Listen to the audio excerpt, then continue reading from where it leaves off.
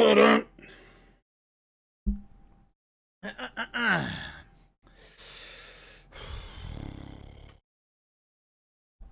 well, well. For all of you who did the math, today is a giveaway day. Is that what you say before you even say hello? Yes, I did. Chris is in a mood today, so I would be very careful, so. chat. Am I? Yeah, you didn't even eat lunch. I did that for Corporate you. lunch, and you didn't eat. You told me not to eat lunch. Emerson, Ghost Hunter, Oaken Fury, that Chai Cat, Jeff before Dishonor, Jimbo. We have a giveaway today, and I am excited for this giveaway. But we'll tell you later. So, Jeff before Dishonor, I want to believe, is part of the band Death Before Dishonor. I think that's definitely what Jeff is saying here. Like, and I want to know sarcastic. that Jeff is like the lead singer of Death Before Dishonor. I don't think the lead singer's name is Jeff, but maybe there's something I don't know. That's what I want to believe. If you and I feel like if I believe, it makes it true. Wait a second. That's what I've learned by watching the news. No, you know what? Is that if you believe in a thing hard enough, that it should become true. Okay, so what... The heck with the universe and real true. That feels like it's true. That's actually like a really good point. Jason, do you believe... Okay. Great question. This is just an amazing question. I'm sorry, Chad. I'm going to apologize in advance. I feel like what's about to come is not what I really wanted this to turn into. I would like this to be a serious question that I propose, right? Jason, do you think if you believe in yourself hard enough, you can do whatever you want? 100%. Assuming you have all the tools to do it in the first place. Including wings to fly. I can't say that you can fly. Right. That's right. That's a nice positive message. And speaking of positive messages, here's little Billy. Speaking of, I'm currently watching an ad. Chris, you're fired. Hey, little Billy, I don't know if you subbed to us. You could bypass that ad. You Sackville Beggins. That's okay.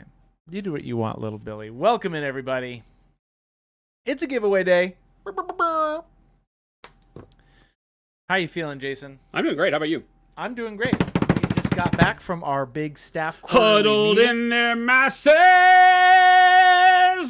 That's why I have the hard limiter on -3 dB, so that we don't blow your speakers out. I still want my stream intro back. This is your intro. What are you talking about? Jason, as a World Eaters painter, I'm loving the World Eaters scheme you're painting this model in. At Black Masses. I guess it is kind of World Eaters-y, isn't it? It is. I don't really know, to be honest. Everybody's like, my ears! You can my ears, Stan. I don't know what that means. You blew my eardrums through my AirPods. Gotta be very careful around here because there's no telling what I might do at any given time. Just go like full lung blasting. Chris, you're fired. Ghost Hunter. Thank you. You just never know. You just never know, these crazy kids.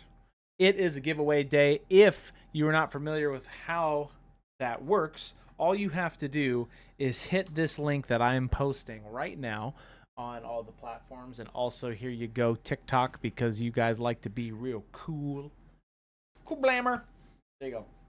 Go get to that link, fill out all the information, and the rest is history?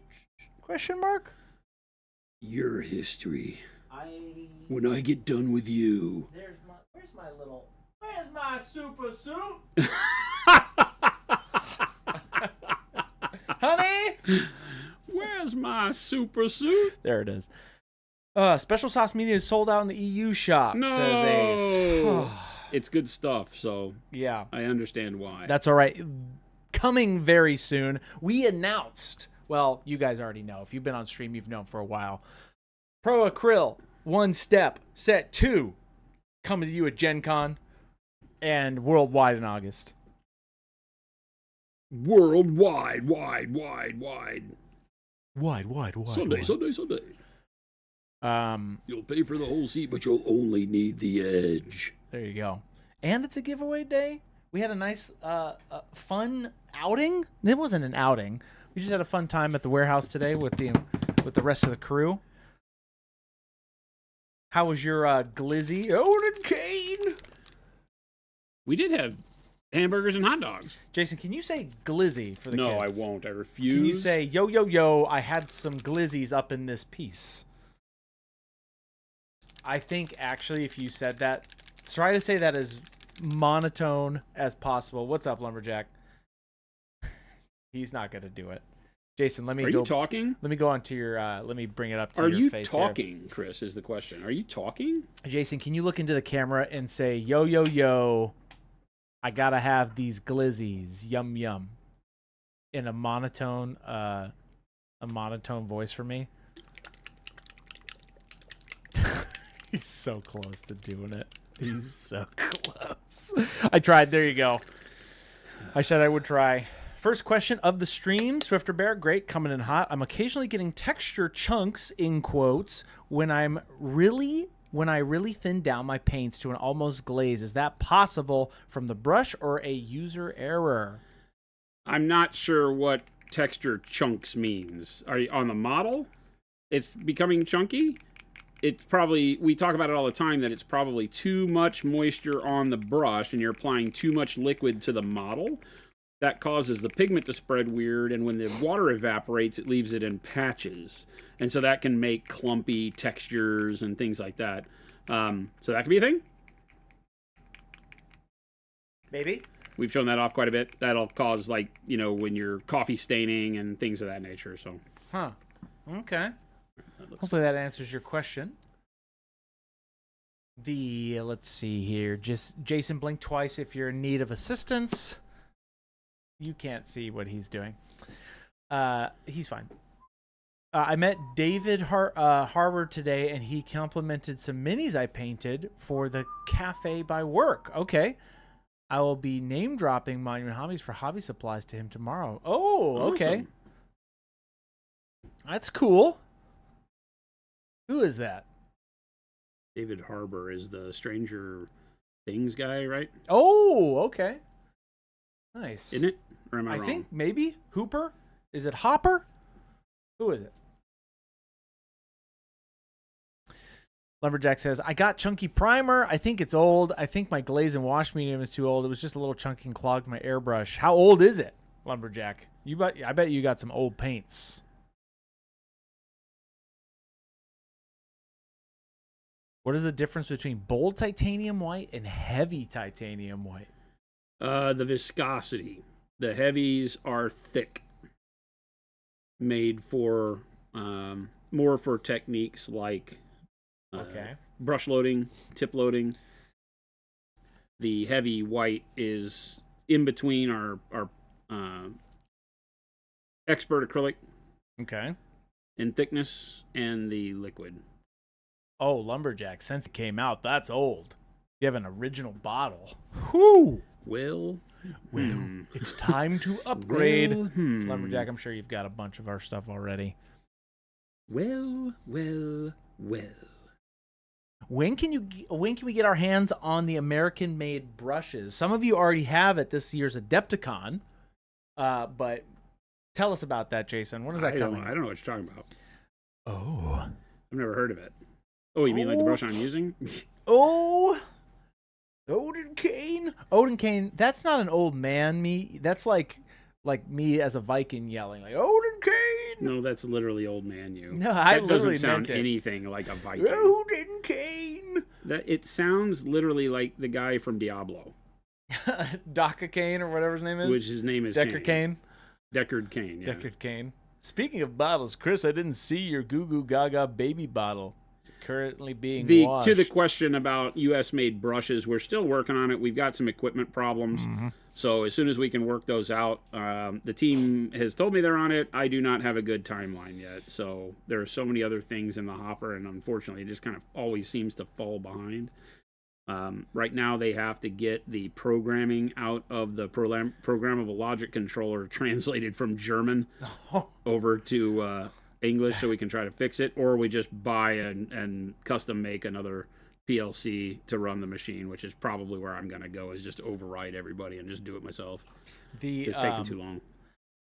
Real question, not a Chris insult. What kind of glue, says Ghost Hunter, to use for Siocast models? Super glue for everything. There you go. Jason this is why you use super glue, because you don't ever have to ask this question. It's just grab the glue. It does everything. Well, I think Jason likes it because of the finger thing. I do like the feel of super glue on your finger. I know. Obviously, Jason's correct. It's a weird thing, though, because... Is it weird?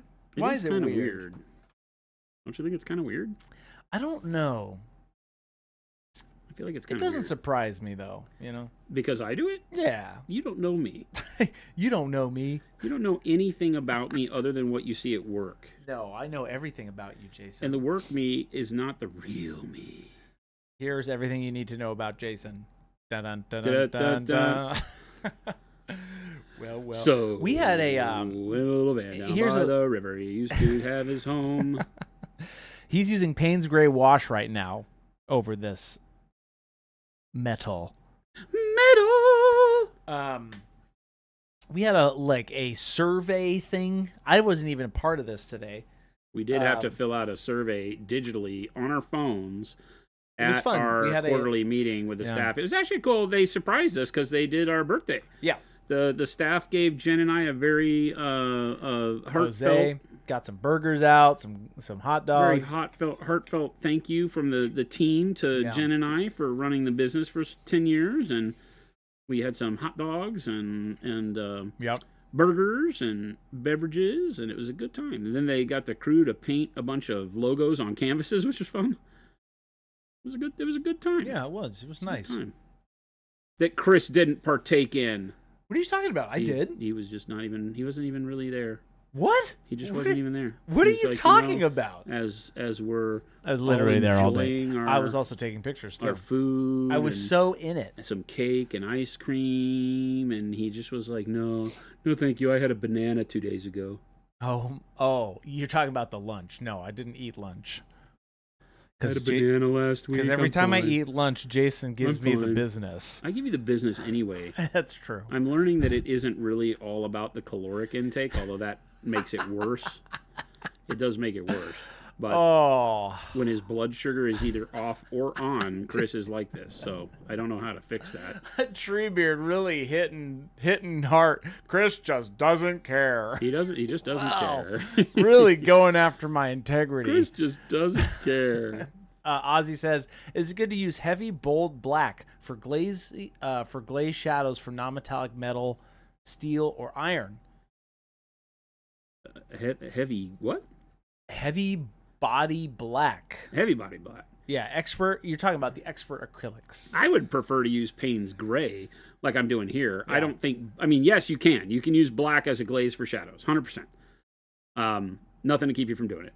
I prefer to use like a Payne's Gray, something that is not just a neutral black that will tone down your colors so heavily. I'm a big fan of using Payne's Grays or the dioxazine violet, things like that are very dark. That can put what we would call a chromatic black. Yeah. Because you're going to put them on a model in a way that makes them appear super dark anyway. They're already dark colors, and so they're going to give more life to your shadows than black will, because they offer some chromatic coloring, which is very good. So it's like why I'm doing Payne's Gray instead of black wash on the steel bits that I've done here on this jack. Same exact concept. It has the ability to darken it, but with that little tinge of blue, just gives it a little bit more life. Shadowcast asking, what would you recommend for dull brass on trim, non-metallic metal? Dull brass on trim. Well, brass is a more greenish yellow. So I typically would start with like dark yellow green, like you see me do. A bunch of the gold that I show you doing in non-metallic is technically the way you should do brass. Like starting with the greens? Yeah, but again, here's the thing, okay? Talking in terms of types of metal when painting it is really rough because nobody's going to know. Nobody's going to know the difference between brass, bronze, and gold in most cases. Yeah. Bronze you can because you can brown it more than the other two and get away with it and still have people look at it and think about oiled bronze. So it does have a little bit more flexibility. But when it comes to it, brass and gold, brass is just cheap gold from the way it looks. And it has a little bit more of a green shine to it, where gold would have a little bit more of an orange. I paint them basically backwards of that because I don't like the ultra warmth of, orangey golds. So I typically consider that to feel like fake jewelry. And so I paint with a green undertone that is more common of brass than oranges and browns. So that's, really the way you see me do my non-metallic gold in most cases is the way you would paint brass. And then when you say dull, just don't go as bright on your shine is my answer to that, right? Because if you're wanting something that's desaturated, not quite as shiny, then the way to achieve that in non-metallic is to not go as bright with your reflective color. Yeah. So maybe you stop at pale yellow instead of bright pale yellow. Right, or like bright yellow ochre or something like that as your brightest color, because you're still going to use for brass. You're still going to use the gold, like the yellows and that family of colors for your highlighting in most cases. Can you come down just a little bit, Jason? I cannot. But thanks for asking. I tried. That was my attempt. Stolen Safety says, "What colors would you use for Death Guard green workup?" We're talking 40K or 30K? Oh, yeah, I was going to say. Well, he's saying green, then it's 40K. 40K, gotcha. 30K is white, although they have the same kind of green on their pauldrons. I like to do all of that green with a base of brown just because it feels like it gives a really good, dirty, nurgly base. Right. So I might start with dark umber and then go into dark yellow green, or maybe black brown and a dark yellow green, and then yellow green, and then whatever you want to highlight that with, and that's going to be the trickier part, I think, is what to highlight. On my, I did a 30K white, but the way I did the shoulders would be that same thing. That's dark yellow green. And then we did it with the noosh, black brown noosh over the top to give it the brown. But if you started with the brown and went dark yellow green, that's kind of the world you would get to. And I like that coloring. Yeah. Then if you mix faded green into the yellow green for your highlight, works really well because it desaturates it and doesn't make it go towards a bright yellow or a brighter green. It actually makes it a very oxidized, worn green. And I think that's better for it. Then, you'll see sometimes they use like a yellow green or, something brighter. And that always looks a little off to me. Ghost Hunter's saying, did you paint the kneecap that he missed the other day? Did Jason? Yes, I just did. You just did. What else are you painting for K-Door, says the amazing VHS? All of them. Every K-Door. I have the whole faction. Bernier says, I've been trying to do some charcoal gray Space Wolves. Probably not on stream. We won't paint them all on stream. But I'm going to paint the... I have my 100-point list, and I don't remember all the names of the units. I don't remember my caster's name, actually.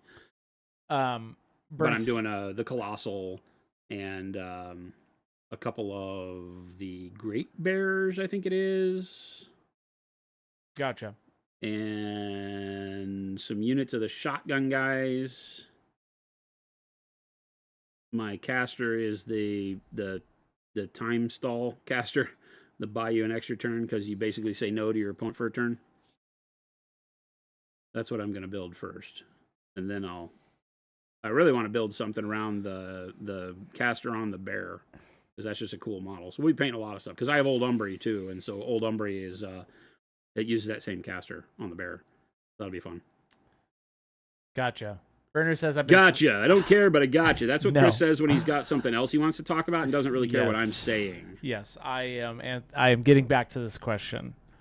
Bernie says, Brunier, I've been trying to do some charcoal gray Space Wolves. I did a reverse Zenny of Payne's Gray over black, then a coat of 3-to-1 coal black and dark gray blue, but the Payne's just seems to disappear on me. What do you think I could do to increase the contrast? So you haven't given me any colors in that create contrast. You're very dark on all of that. I don't understand what you're doing. What's a reverse zenithal? Yeah, that doesn't make any sense to me. Like where you shoot zenithal? From the bottom? Help me understand what you're trying to do because you've just said a bunch of dark colors which aren't going to give you contrast. Yeah. right? You said you mixed black with dark gray blue? 3-to-1 coal black and dark gray blue. Yeah, you're basically making another Payne's gray out of that. That's not bright enough to do anything with. Yeah. I guess I'd have to understand what your goal is, because Payne's gray is a dark color. Yep. The black and the dark gray blue are just creating another version of Payne's gray, like another black blue or blue black. So I'm not sure where you're hoping to get your contrast from. You need to step up value from Payne's gray because it's a chromatic black, right? Its intent as it was made as a pigment, as a matter of fact, was to be a chromatic black. That's why William Payne, or whatever his name is, when he discovered that pigment, that's why he used it, is because it made a great chromatic black that leaned in that blue spectrum. So I would need to see something brighter on there for the contrast. Yeah. I mean, the Payne's gray is so close, like you're probably just going to lose it a lot. You just don't ever get any. Yeah. Right? You don't ever get any contrast out of that. How man do 1 year. Thank you so much. So help me understand, because I don't want to just poo-poo your idea. I want to help you get where you're going, but I need to understand what the ultimate goal is. Because it sounds like you want contrast from the zenithal, but you've said reverse zenithal, and I don't know what that means. Okay, here, Brunner says, bottom up to keep the blue in the shadows to try and keep the blue undertone with the gray on top. I get you. Yeah. Okay. You're confirming that you understand what Jason's saying. I believe. Bottom up to keep the blue in the shadows to try to keep the blue undertone with the gray on top. So are you painting for color, or are you painting for value so that you can glaze over the top of it with your color? Because when you say zenithal, like zenithal painting it's a horrible term, number one. We don't like it. But when you're doing pre-highlighting or you're highlighting a model, let me know what you're trying to do there. Because if you start with a base of Payne's gray, there your shadow color is locked in that blue-black, which is really cool. That chromatic blue or chromatic black. And then when you go on top of that with another color, you're going to want to make that next color lighter, unless you're lighting it from underneath, right? But that's not what it sounds like you're doing. Yeah. So I'm just having a hard time understand, right? Because yeah, I really want to help. Well, yeah, but see, reverse zenithal, that's not a thing. That's not a term that I know, because that doesn't make any sense. Zenithal has a meaning, and reversing it doesn't make any sense. So if you're doing pre-highlighting with an underlight, so if that's what we're doing, and we want bright color underneath and dark color on top, like because you want lava or ice or whatever is lighting it from beneath, then you want to put your brighter color on the bottom and your dark color on the top. But you haven't told me any bright colors, right? Because 3 parts coal black and dark gray blue just makes a version of Payne's gray, and then you're painting with Payne's gray. So yeah, you'll lose that. They'll look almost identical. So I need to have a better understanding of what it is you're trying to do, because you need to go brighter where your light source is than either of those colors. Now, if you're going to want it to be a darker blue light ultimately, then I would still go brighter to like gray blue and then put a filter of Payne's gray over it or something, so that you maintain that color, and then you get the contrast from the darker mix that you've done, or Payne's gray over it on the top. I need a better understanding in my head of what you're trying to go for. Like, what's the ultimate goal? Give me the picture of what you're building. Paint that picture. Yeah, help me understand. Like, is it is it a scene that's underlit? Like, you want the light coming from below? Because I can help you get the contrast, but you have to go with a bright color. Yeah. Somewhere in that mix. You don't get contrast from dark shades. I mean, you can create a little bit, I guess, but you need to go from a shade to a mid-tone at minimum to get what we call contrast. So for Payne's gray, your next step would be Payne's gray plus a bright color, like white blue or something like that, so that you get Payne's gray and then gray blue. That would be contrast. Right. Payne's gray to dark gray blue on its own gives you a little bit, but not enough to discern on a larger model for an actual composition that would make sense. I think you'd miss out. But, Payne's gray to gray blue would give you a lot of contrast. And then that's why I ask, are you trying to do an overpaint on it, like filters and glazes to get your actual coloring? Or are you trying to actually get the color of the model through this initial coating of paint? That's an important question here, because that'll have a different outcome, right? Because if you're wanting to do a filter, you want to use a brighter color than you want to see at the end, because the filter will darken it back up, right? So when I do like zenithal highlights on things, you can use black and white, and that's the reason you do, is that the white is going to darken down when you put the color over the top of it, but it's going to also brighten that color into a brighter version of itself if you glaze. So Painted Stashes, cannot wait for the complete set of your guys' paints. Starting to get into the starting into this, I picture paints and fall in love with the brand. Plus, for a colorblind guy, I'll make my life a lot easier not having to mix everything. That's awesome. Hope you're all having a fantastic night in paint session. Thank you. I wish I could say that when we started out, I really had thought about all that, but it wasn't until later when people contacted me, said, "Oh my God, we thank you so much for making a paint line for us colorblind people." Yeah. And I was like, I never thought about it, but I totally get where you're coming from. Well, and it was like, names. I did it selfish reasons. I want to know that the color I'm grabbing is, because Snot Goblin doesn't tell me anything. Snot Goblin.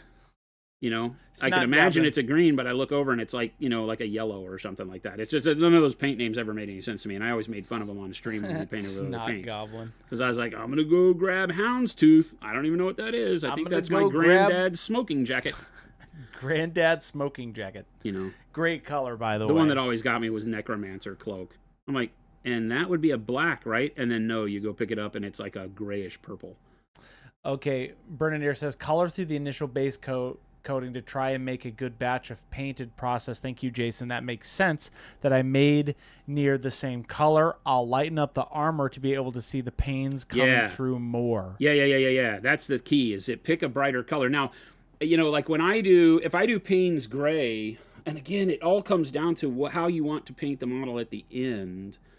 Because if you're really doing it for a zenithal, then you're trying to create that contrast. Go brighter than you like, because then you're going to paint over that bright color and darken it up anyway. Mm-hmm. But if you're painting for color, like if you're airbrushing or you're just putting color on the model, then because like this, I wish we were stepping through it, but like this chromatic black is a staging of exactly what you're talking about. It's black and grays and all that rest, and then it's blue-black, dark blue-black, which is kind of a Payne's Gray in our one step. And that's filtered very thin over the top. So this was nearly white where you see that bright shine. But then when I put the dark blue black through the airbrush over it and thinned it out like 3 or 4 to 1 with water, then the dark blue black doesn't have the opacity anymore. It lets the white and the bright grays and the mid-tone grays show through. So now I get a darker version of what I built, but it has to be that trust the process. Go from dark to bright and build your contrast, and then put a color over all of it that darkens your shadows, darkens your midtones, darkens your highlights, so that you can get something that reads like a form of black armor. Right, and so that's what we're doing on these Crix models. I didn't want just pure black, so I use one that's more chromatic with a blue. So if you're trying to create something like this, I could have done this by Payne's Gray and dark gray blue, although dark gray blue is a little more blue than I wanted it. Dark gray blue, and then maybe gray blue mixed with black like you were doing. And you could create this color without the filter. So if you're doing that, you just have to also mix it to those brightnesses so that you're getting it and contrast by layer. And I just think Payne's Gray and dark gray blue are too close together already. And then when you add black to the dark gray blue, they've just gone in too close. So for me, Payne's Gray as a start is always great. It's one of my favorite colors. And then, well, you know how I do it. Normally I do a white blue, right? Yeah. Normally I go Payne's Gray, white blue, and I mix them 50-50 for the color in between, and it would be Payne's Gray, then the mix of Payne's Gray and white blue, and then white blue. That's how I do like non-metallic steel and things. But there's a world where this is just as good, right? And so painting this and then mix these two and then this would create something more akin to what I showed you with the Crix model, and then you can highlight it here. But those 3 colors work well. And this is a lot of contrast, but you're not ever really painting this over the top of this at full opacity. Because you can imagine like painting this would be garish, right? That's almost like painting black and white and hoping for a nice mix. No, you need to mix them a little bit in between, but you can play there. And then this could actually be a highlight for your model if you wanted it to be dull, or you could go here if you wanted it to be bright. There you go. Nice. DJ Snazzy Jeff. How did you get the metallics to look the way they do for that steel? On here? Yeah. Can you give them the That's just dark up? Silver, a highlight of silver, and then now it's Payne's Gray wash over the top. I've watered the Payne's Gray down about 1 to 1 or 2 to 1 water to Payne's Gray, so it's pretty thin. Like when I'm painting with the Payne's Gray, you can see it's barely dark, right? And then I can layer it up to where I want it. So if there's areas where I want to see more, I just hit them again. But I'm also ladling it on there pretty heavy, right? So I can, kind of put it on there and it'll darken things up. But when it dries, it won't be near as dark as when it's wet. It just gives it a slight blue tinge to the steel because I'm going to go back over this with a little bit of a rusty color. Right. But I don't want the blue to go over the rust. I want the rust to go over the blue steel. Does that make sense? Mm-hmm. So that's why I'm doing it like this. And, you can keep adding it to your heart's content if you want to shade it. And you could go black over the top of this if you wanted, but I'm going to do a little bit of a rusty brown, I think. The let's go see here. Shadowcast. I keep seeing these stamps to use in place of decals.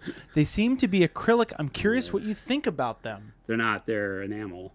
They're using fingernail polish. They're Chinese fingernail polish stamps that use enamels. So you have to have their thinner, which is an enamel thinner, right? Or lacquer or something. They're not acrylics. And yeah, I mean, that's what they are. We looked at doing them. The person that came up with that idea is in California. She's a streamer and all of that. And she worked with us to develop a product that could do that. And we did not decide to move forward with it because it is not, it's hard to get right. Right, it's hard to use those. The cheap little pad that it comes with is clear, so you're supposed to be able to see what you're doing, so they can center it on fingernails. Yeah, it double strikes too much. It was something that we were very afraid of as a customer service issue because we knew people were going to get it and say it didn't work because they'd stamp and it's double stamp, or it had ink on the wrong part of the stamp and would cause things. I've seen them used, right?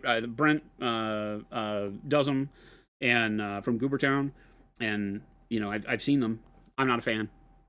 It was something that we tried to use. I have Space Marines around here with little fishbone things on them from years ago where we were working on that.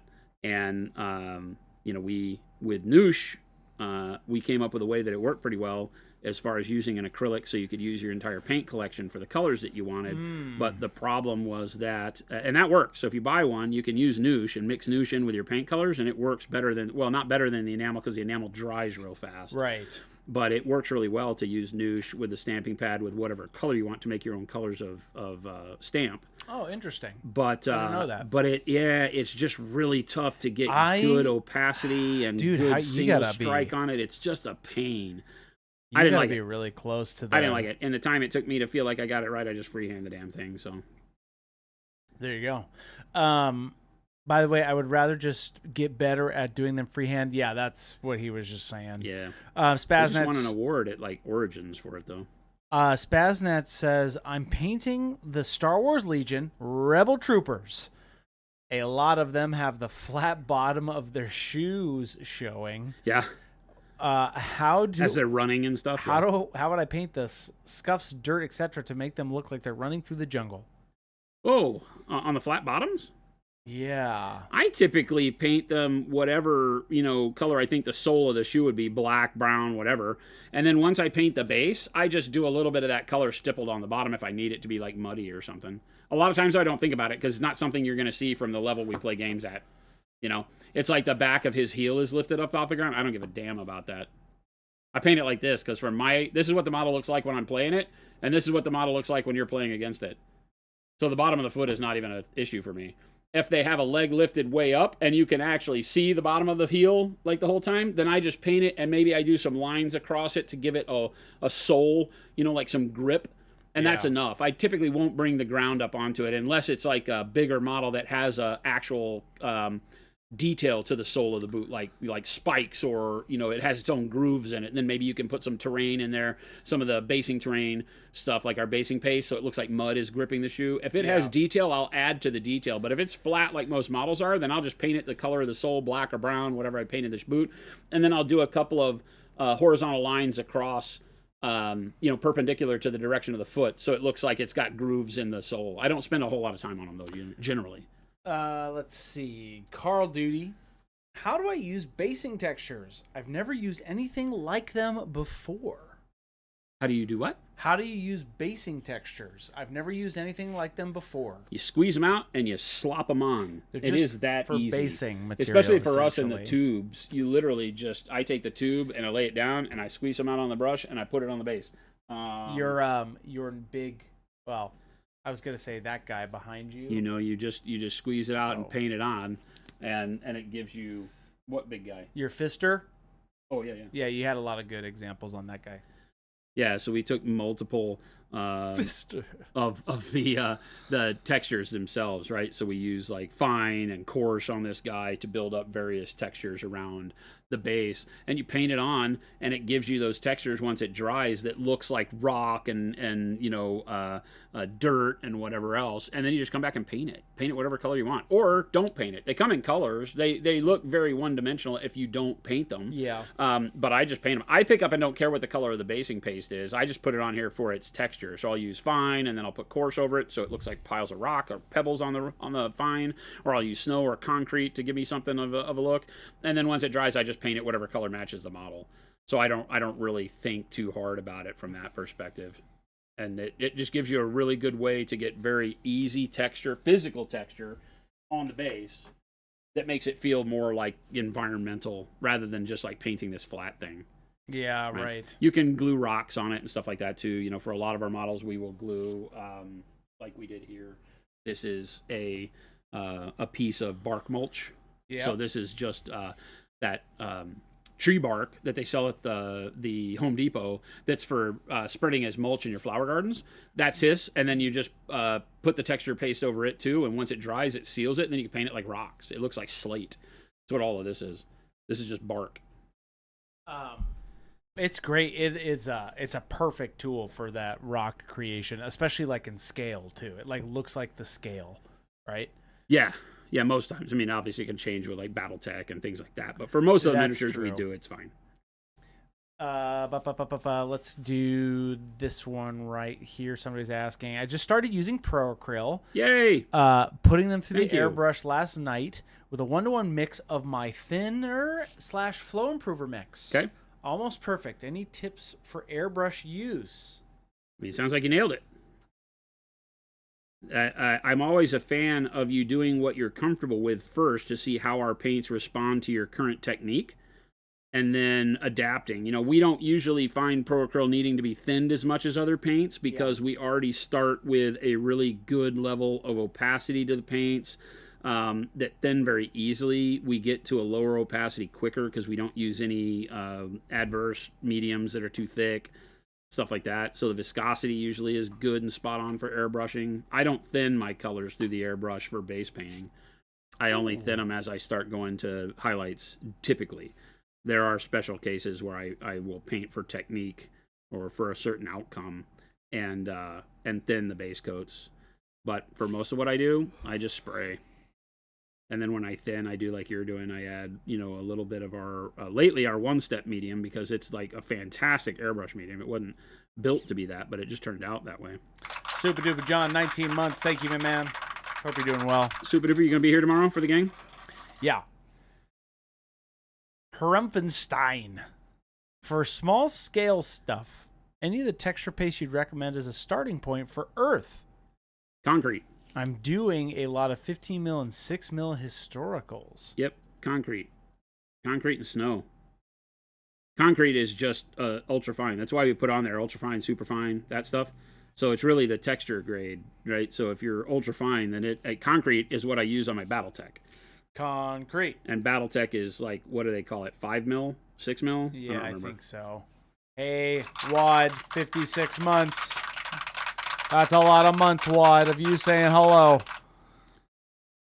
So yeah, I think concrete is my go-to for turf and terrain for those smaller scales. And then fine, when you put it over the concrete, starts feeling like, you know, heavy boulders, rock. Yeah. Yeah, not boulders necessarily. The coarse would start feeling more like heavy rocks. At that scale, right? Yeah, but at that scale, fine feels like, you know, pebbles and larger coarse terrain. So you just use, instead of going from fine to coarse, you go from ultra fine to fine. And that goes perfectly with smaller scale models like Epic, and if I was painting Titanicus and Right. Legio Imperialis, I would use concrete as the starter point. That's I don't have any of my. Oh, maybe at some point I put one over here and I forget what I did with it. I specifically brought a BattleTech Mini, and then I don't know what happened to it. I may have dreamt that. Might be a fever dream I had one day. But I could have sworn that at one point here recently I brought over some BattleTech Minis. Yeah, only because I was rummaging around over there for good example minis that we are always looking for over here, and then it didn't make it, or I brought it and returned it, or it's over here and I'm missing it. I don't know. Firebrush said, Jason, have you ever messed with liquid chrome products? Yeah. I was thinking about trying it out for a really shiny silver elven sword. If so, any tips to make it even look more, even better than straight out of the bottle? Buy the ones that buffable chrome paints. That's your key. Buffable chrome paints. Yeah, if you buy the ones that allow you to buff them, then once they dry, you got to give them a lot of time to cure. But once they cure, you go back over them with, typically I use a Q-tip.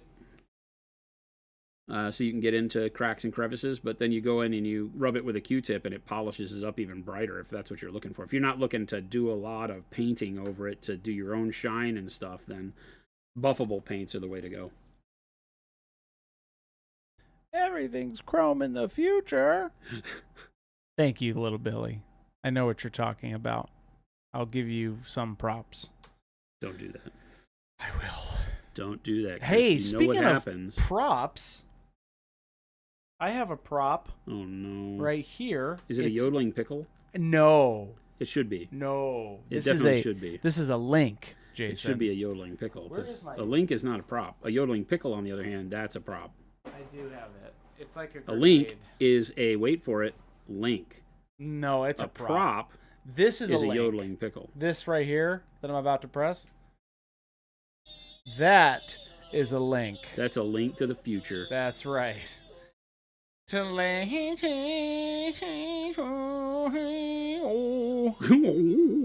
you go. Hey, hit that link right there. We are doing a giveaway today. If you're not familiar with how this works, you hit that link, so good. You fill all the information out, and we pull a name, and there you go. We're going to do that a little bit later. We'll announce what we're going to give away here in a little bit. And by a little bit, I mean towards 3:45-ish is when we start giving you your 5-minute warning, and then we pick a name around 3:50. You have to be here in any of the chats to make sure you can say, I'm here. I'm here. So there you go. I said it. What do I get? What do you get? Yeah. A brand new car. Fantastic. I love this already. Wait, do I have to pay the taxes? Yes, all of them. I won't do it. And you have to pay for the car. I won't do it. Stan says, I found out a disturbing fact about my wife today. We don't want to hear it here. You don't want to do it here because then when you go to court, it might be inadmissible because you spread all this nonsense out in the public. So be careful. Be careful. Stan. I'm only looking out for you. Stan says, not sure if I should share it here, but I will. Probably shouldn't. She is 34, and she has never seen E.T. or the Goonies. I told you shouldn't have said it here. I told you. How is she going to phone home? I told you should have never said it here. He wants you to hold your poop until 6:45. Yes, Lumberjack. For some reason, that's what the people think. They're like, I gotta wait. Chris, I don't know that I believe you that you're giving anything away. I have yet to see a single prize. What are you talking about? Well, then that's just because you didn't win. Gilborn, bravest little hobbit of them all. We're going to play around with some of the new one-step colors over this bronze. I don't like the green, the olive yellow. It's too green. Oh, okay. It's too green. It makes it look like it would work great over copper. What about bronze yellow? It would look great over copper. I don't want it to be that orange because I'm already in that spectrum. I'm trying to find other colors that would work great. So I'm going to go to dark brown. Dark brown. I'm going to go to dark brown. Okay. I'm thinking dark brown, to see this. Chris. Hey, if you're not familiar with what he's talking about, we've been using Pro Acryl set number 2, Pro Acryl one-step set number 2. So we are... See, pre-releasing that in Gen Con, and then it is coming out for Oh. the world in Oh. August. So, I'm gonna need a minute alone. can you come down a little bit, No, Jason? would you stop yelling at me? It makes me uncomfortable. Jason, could you come down from your tower over there? Rapunzel. Rapunzel, baby back ribs. That's I not. don't know. I That's could not not at all sing how the Rapunzel that's song. not a thing. That's Let down your flowing hair. Thank not you. a thing. That's great. I like that. That's not a thing. I like that, lad. Sure, would you like some of the one-step set to be available on Australia? Yep. We would like for our Australian distributor to have it too. We're working Yes. on them, but they are not great. It's a little tough, but we are working on it. Yes, they will be available for purchase at Gen Con if you're going, but then the worldwide release will be in August, so stay tuned and make sure you're following it. Today we released, obviously, the Dark Purple as the teaser. Didn't release it. We didn't release it. We released the picture You're of giving it people to a heart tease attack. you. They're like, wait, what? No, we No. didn't. We He- released the... He showed a photo. Yeah, we showed the photo. But we're going to be showing the rest of the colors that you guys have already seen, but not everybody is seeing it from stream. So we're releasing those official colors over the next 11 days Well, that's good. up until Gen Con. But yes, you can get them at Gen Con. Rapunzel baby back ribs is my favorite thing that Chris has ever said, says It's, yeah, Rapunzel baby back ribs. That's There you go. yeah, and he's worried about us getting sued, Seriously. and that he does I this am. crap. That's good water. This is just straight vodka. It's the only thing that makes the shakes go away. And the nightmares.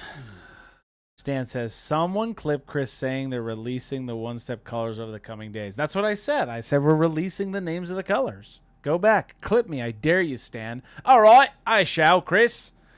That's Stan, by the way. I've really been working on it, Stan. All right there, bud. I'll put it up there. That's horrible. Is Stan from England? Chris is into Longport confirmed. Thank you, Ghost Hunter. He is.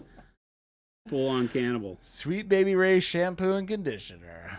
I have 2 cats lying on me and a Grubhub order on the way. That food is going to get cold or stolen, says Lumberjack.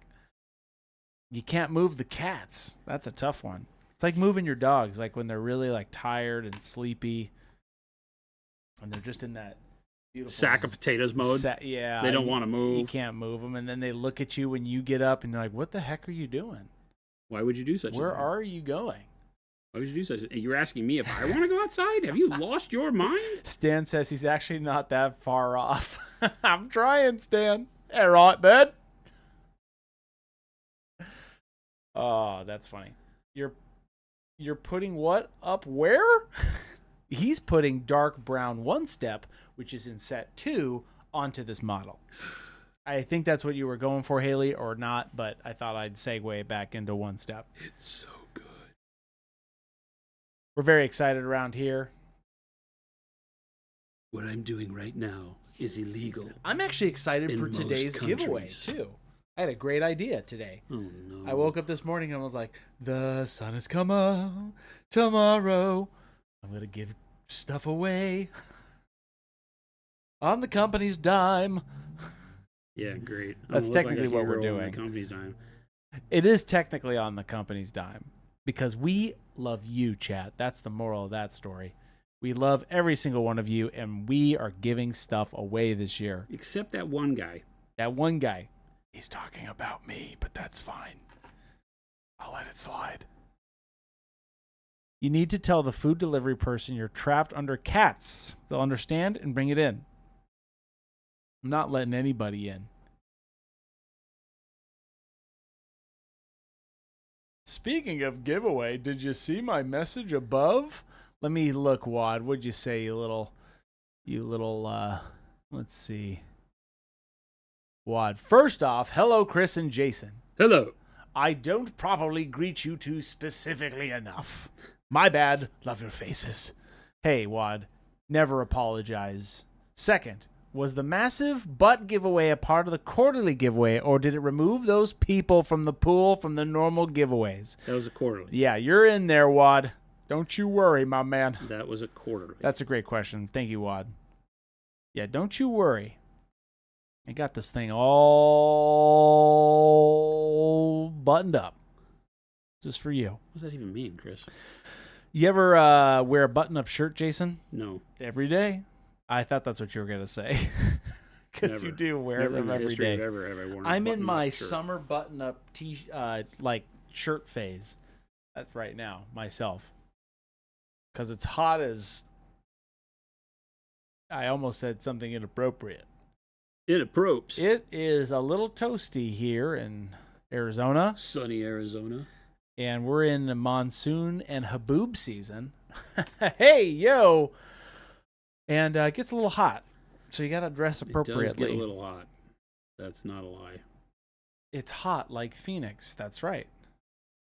But anyway. Ogre says, so Jason, question. With a one-step, let the metallic show through to look like shiny colored metal. Yes. That's what we're doing right now. Legolas, you hit this link right here. That's how you enter for the giveaway. Schlanky. Flopla. It's working very well. Schloop. It's not, you can see there on the bottom, I went very heavy on the bottom. It's still very metallic. Yeah. But it's given a nice coloration to it, with this brown especially. And so the areas that I've done overly bright are still able to retain brightness. The areas that I've done darker are taking on more of the brown effect, which is why we went and did this in the first place with the light bronze over the top. So it lets us build a good bronzy tone. This one's a good question. What's the difference between using normal metallics compared to wax-based metallics? I don't know what a wax-based metallic is for model painting. It's the stuff you put on your surfboard? No. Not something I'm familiar with. You'd have to help me out there. Yeah, I'm not. Aluminum metallics. I don't know wax-based metallics. Is it a paste that you put on that gives a metallic finish? Is it a little candle that you melt onto your model? Because that'd be kind of cool. That's... Like rub and buff, question mark, says Treebeard. Wax-based. Maybe. I don't see that a wax base could have a resin in it that would make it stick long term. But I don't know the product, so... I saw AK Interactive selling a line of metallics that are wax-based. What? They do a lot of crazy stuff. I have no idea what that is. Wax-based. First time I've ever heard that. Yeah. No. You got to remember that AK and a lot of those Spanish companies are heavy into the scale modeling world. Oh. And so not everything they put out is for miniatures. And I say that because a lot of the scale modeling world is not meant to be pushed around a table. It is done in dioramas as museum pieces and then done. Yeah. And so they're not always worried in the scale model world about resins. Yeah. And the way that paint stays on the model long term and light fastness and things like that. They're worried about effect and outcome of the way it looks, because when you're doing, you know, that type of grade modeling, that's all it's about. The historic look. Maybe it gives a better worn metal look. I'm not saying they wouldn't work. Just check it out before you go into it. Interesting. It's not something I know, wax-based metallics. Wax-based. What will they think of next? But yes, somebody was asking, hit that link that I just put into chat. That is how you sign up for the giveaway. Schloop.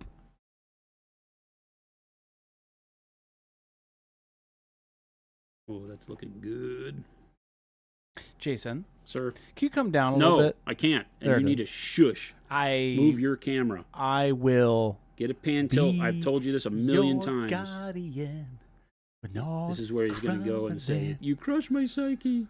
Amen. I can't do this." Chris, I posted Rub and Buff in Discord. I'm I'm not clicking that link. I'm not clicking You that. I would suggest sack-filled nobody baggins. click that link. Nobody click that link unless you want to be shan't on and I a bunch of won't. lists. I won't be clicking that link. And tell them what they've won, Todd. They definitely... What's this model from? Welcome in. What's this model from, Jason? I'm not telling you. This is War You're Machine. the producer, and if you don't know... War Machine K-Door. Just Lilith's. Chris, when are you going to paint again so we can get a good class, say maybe on layering or blending? We're going to do glazing fundamentals in 2028, January 1st. That's a long time. It's a long time. Pretty soon. That's not pretty soon. Pretty soon. It's coming up, 2028. It'll sneak up on you. No, in all seriousness, we're going to plan it out. Maybe next week, maybe the week after, maybe the following week. I don't know. Probably in like a month or two or a year. Yeah, we have a lot planned in between there that he doesn't have the ability to say next week, too. Yeah, so we've got a minute. So probably I would say 2058. There you go. Ugh. Based with all of the models in this room. It's probably. I didn't say I was going to paint all the models in this room, Chris. You're That's not painting all of these. Fridge is like, I love when Chris glazes. Oh, behave. That's great. You guys are all fired. Whoa! You're all fired.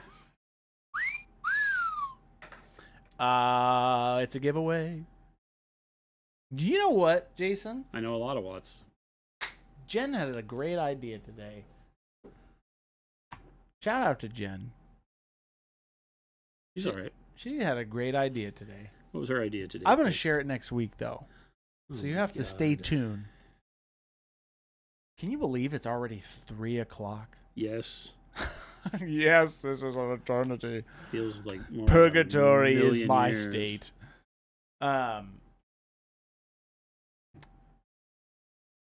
Let's see.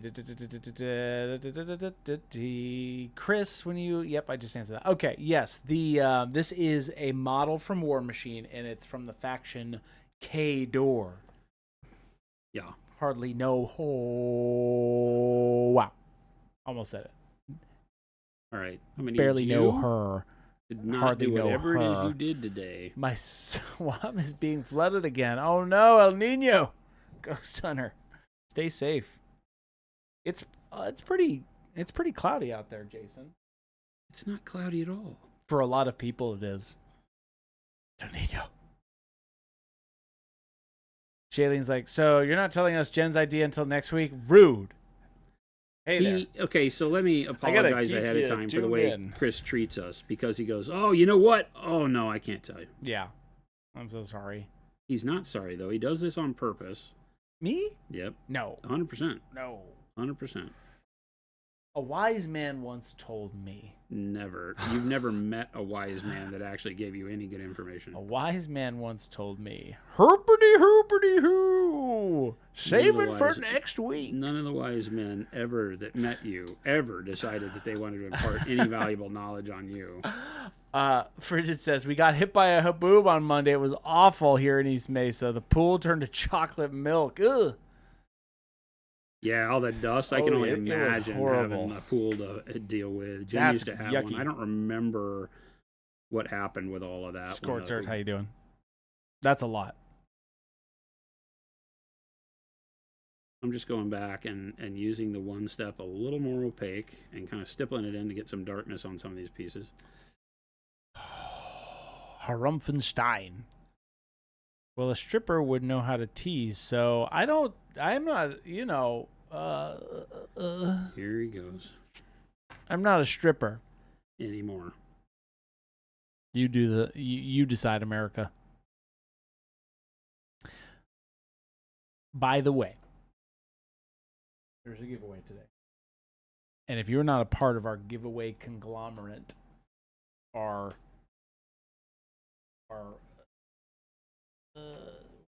am I trying to say? If you're not a part of it, hit that right there. You'll thank me later. Follow all the things, get all the entries. They generally go by dancers, says Tim. That's right. Join the giveaway cabal. Join in.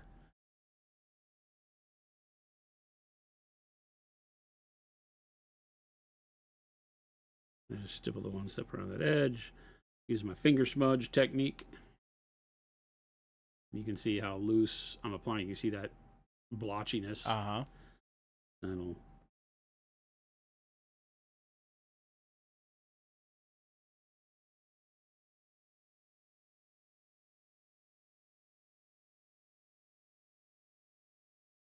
Is it better to have a bunch of stripper names or names of sex tapes that you've been in, Ghost Hunter? That's inappropriate. Fired. Gilborn says, "What do you call the Wednesday brunch time strippers? The J team? Question mark. The J team. Yikes! That's hilarious. Recommendations for how to paint purity seal paper. Anytime I'm doing that type of dirty cloth, I like to start with browns, right? So a lot of times I'll just do dark umber, light umber, olive flesh, and let the olive flesh be the paper color, the fake white, if you will. It works great. That's the way you see me paint a lot of that stuff. So that's my first recommendation. Okay. You can use colors that are more in like a yellowy range, like khaki works great in there. So you could do dark golden brown khaki into like ivory, stuff like that works really neat as well.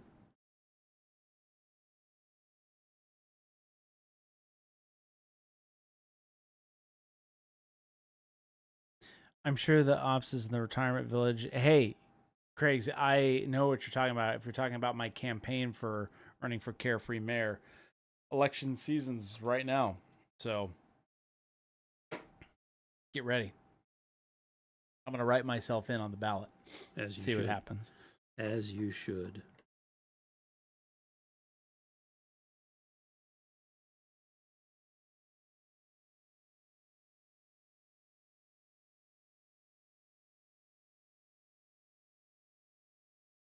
You can see how, if we pop in super close over here, you can see how that real rough application smooths itself out with the one step so that it doesn't really give you a lot of texture that doesn't look like it's supposed to be there, right? So you can splotch it on.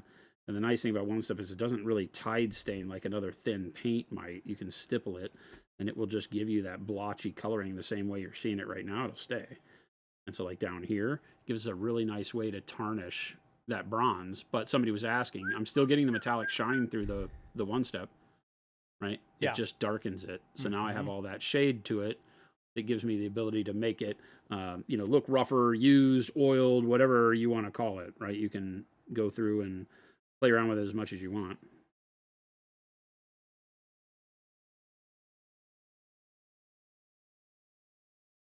Now, if you put too much layers on it, it'll start to become opaque, just like with any thin glazing layer, and you'll start to lose shine.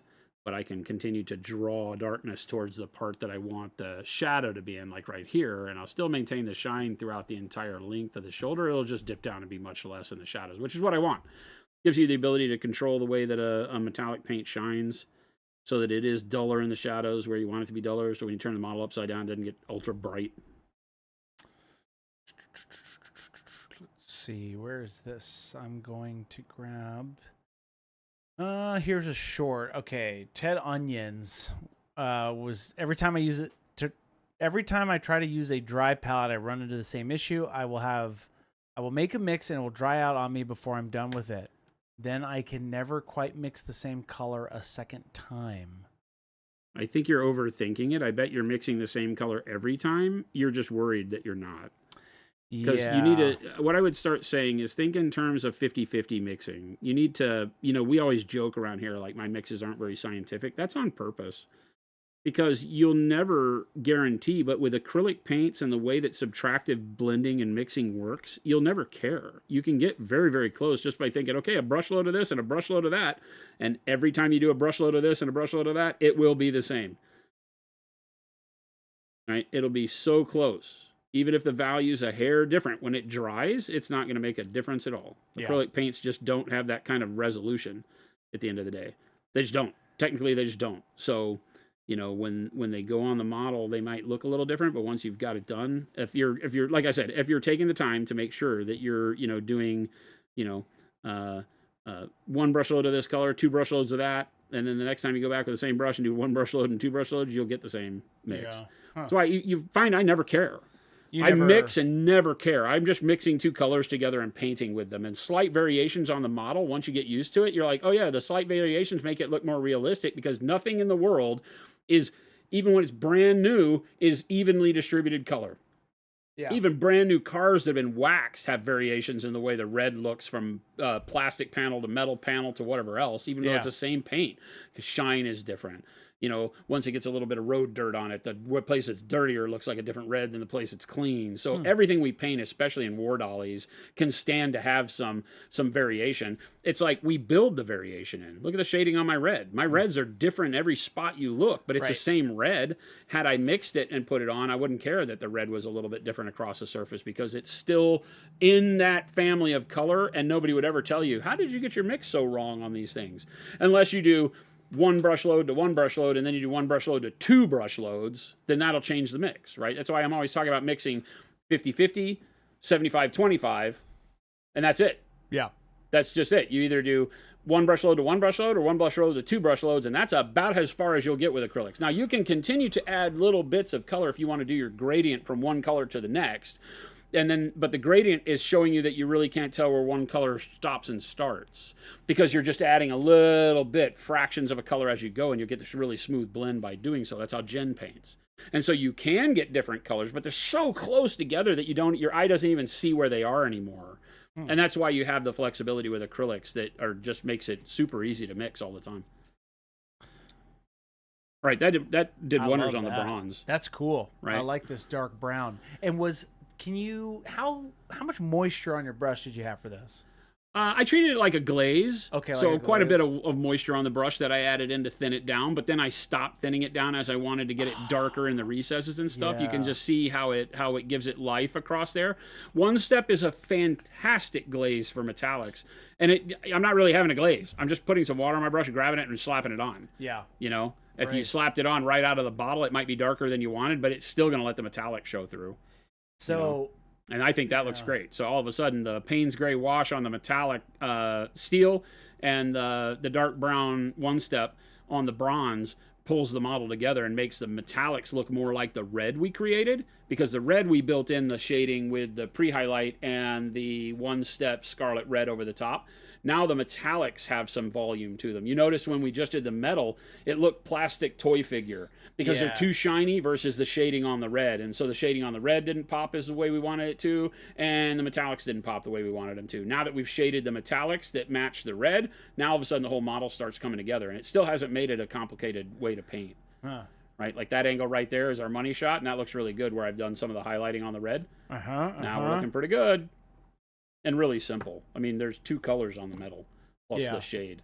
So this is about as simple as you could get as far as like painting. I mean, you could just slap on a base coat, wash, dry brush, and that would be simpler. But this is just the next step up from that. There's nothing complicated here outside of the airbrushing part, right?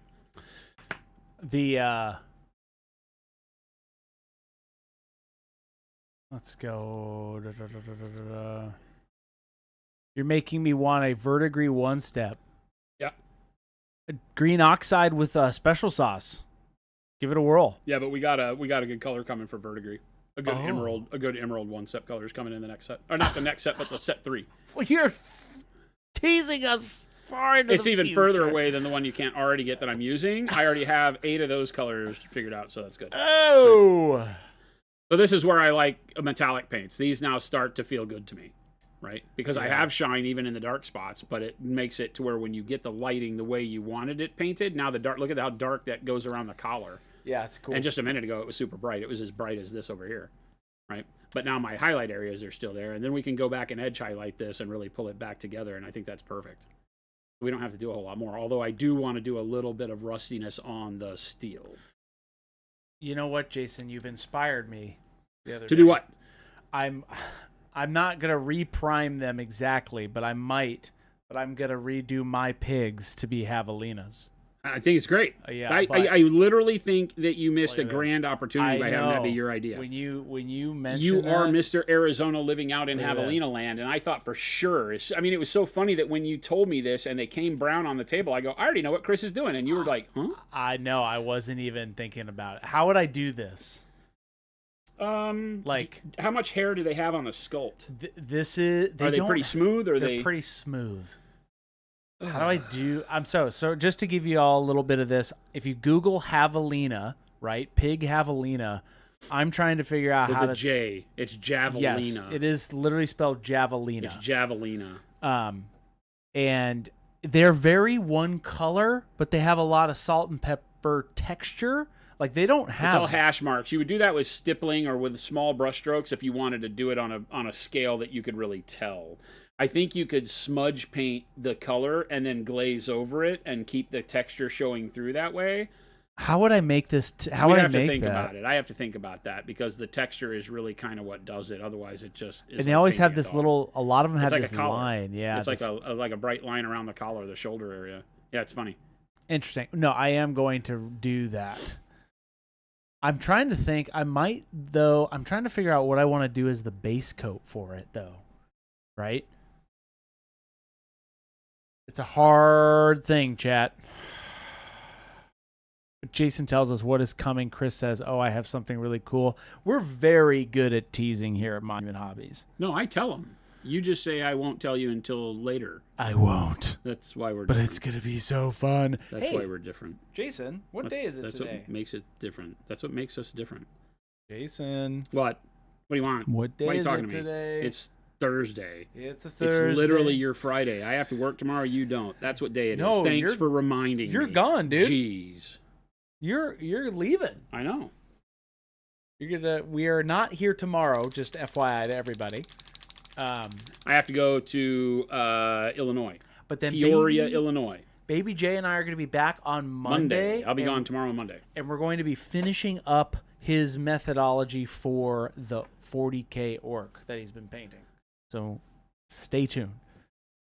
But we also have a giveaway today. That's my segue.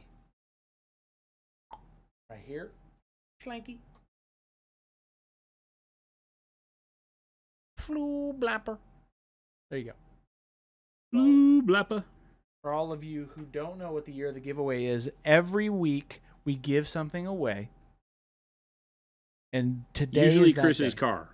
Usually my car, but then we're then like, ha, then no. you renege and you don't get it. That's fiscally irresponsible. Fenric, thank you so much for that sub. But anyway, hit that link. Jason, should we tell them what we're giving away today? I don't even know what we're giving away today. I'm going to tell you. Are you ready, Jason? I'm never ready when you decide on your own. What? I don't trust you. You don't trust me? Not even a little bit. What? He acts surprised. Who? Every week he acts surprised that I don't trust him because every week he's like, "Guess what? You're the new CEO of Monument Hobbies." No way. He hates his boss so much that he's ready to give the company away. To not have to deal with me anymore. Lumberjack says, Fuse, Sunday, you'll be getting a video or two from Land of Kings. Nice. Lumberjack. He's going to see Wisdom and Change. Who's playing with him? Stop trying to pawn Chris's crappy car off of us. Hey, it's not too bad. He got a new one. I did. I do like it. It's a cute little machine. It is. It's a cute little Austin Powers thing. Yes, I drive a Mini Cooper. This one's all electric, which is because I'm driving quite a bit during the week. It's been a pretty cool game changer for me. I do like when Chris picks giveaways. Thank you, Shailene. Heck yeah. You want to know what we're giving away today, Jason? I don't. I've already said I don't. I confirmed with Gabe. We are giving away a set of Dauntless brushes with a brush vault and brush scoop so that you can get yourself a fancy little case. I like it. With a full set of brushes that are freaking awesome, and you'll be able to clean them. Not too shabby. That's it. There you go. That's what we're giving away today to get you set up. I like it, Chris. I approve.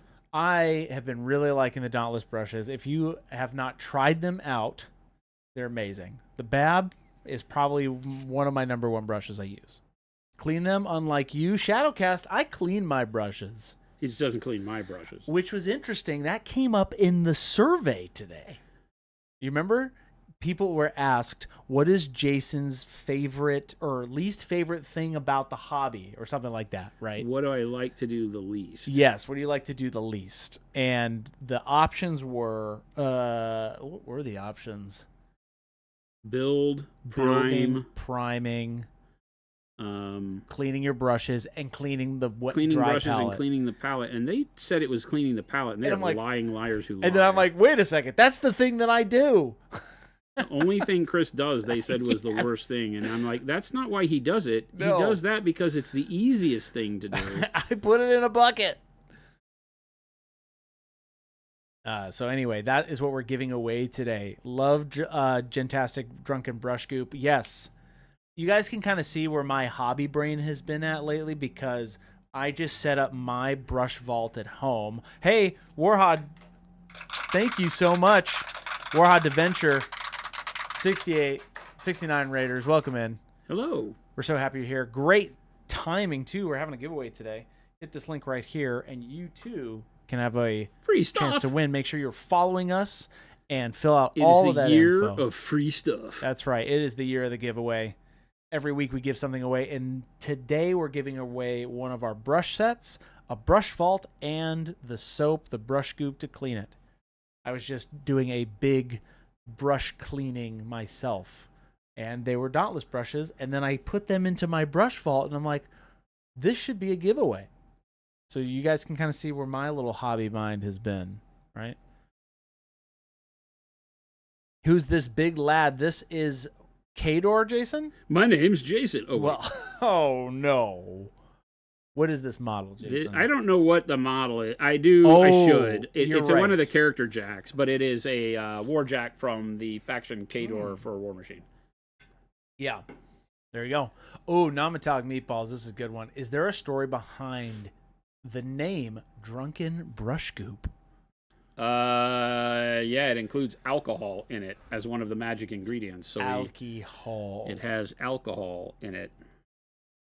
We do not tell you what alcohol is in it. That is a proprietary thing, but it has alcohol in it, so we decided to just call it Drunken Brush Goop. It's one of my favorite smells in the world. The brush group is? It truly is. I love the smell of it. A lot of people say that. I don't like it. It's not that I don't like it. It just isn't. I don't find it like, oh yeah, that's great. I smell it and I'm like, whatever. It smells awesome to me. It's not pina colada. Rye pina. We're not telling you literally a guys. pina colada in a can. It's literally a pina colada in the rain. Do you like pina coladas? And getting caught in the rain. You like making love at midnight? No. Sued. Canceled. We're done. Oh, boy. Turn her off. Oh, Shut her down. They're coming for us. Love non-metallic metal. Yes, we do a lot of that here. Hello from France. What's going on? It's funny because, the way that I paint is largely with non-metallics. This model, when I'm using metallics, is to show off, in this case, the power of our one step as a shade for metallics. But it's kind of funky because I still paint all of the other bits of the model as I would, like this red metal. I'm still painting it as red non-metallic metal. And then you have metallics. So a lot of people are like, can you use metallics and non-metallics? You can if it's painted metal. Yeah. Right? Like the armor. Huh. But you don't want to do like silver non-metallic and gold metallic. Like if you're painting raw metals, I typically say choose one or the other. But when I'm doing painted armor, I use the same type of reflective armor painter or reflective surface painter that I do for non-metallic metal. So it's a little bit of a jarring thing to keep the contrast looking similar when you go to the metallics, which is why I like to darken them down like we have. But that bronze across the head and neck, I think it looks really, really good. Yeah, because shoulder pads, all of it turned out really nice. This model has both true metallics and non-metallic metal techniques on it, which is cool. Yeah. There you go. That's it. That's all she wrote. I'm painting so many armies right now, and it's not my strong suit. I don't really enjoy painting armies that much, but I am enjoying playing War Machine again. And so for me, having painted armies is the only way to do it. And so here we are, painting like 6 armies at once. And I need to find ways to speed that process up. So I'll pick a 100-point list for Khador, and we'll nail it in as few colors as possible, and that's what you're seeing here. Ghost Hunter, he is using pale pink. I see him sarcastic. Yeah. He's using pale pink, baby. That's what I do. We made our own eclectic salmon out of the forthcoming one-step scarlet red. And now we're using pale pink over the top of that as the kind of shine spot color. Shine spot. It's like not very much paint at all, but it has a big effect to give you just that last little burst of shine at the edges of stuff. Yeah. Mm-hmm. Hey, because you can see how the darkness that I've used on the red here almost makes it go away to nothing on this shin plate. So the only thing you're really getting is the detail of this edge through the highlight. And sometimes that's all you're going to get on a particular part, but you still want it. You still want to be able to see that there's a detail on the model that's interesting.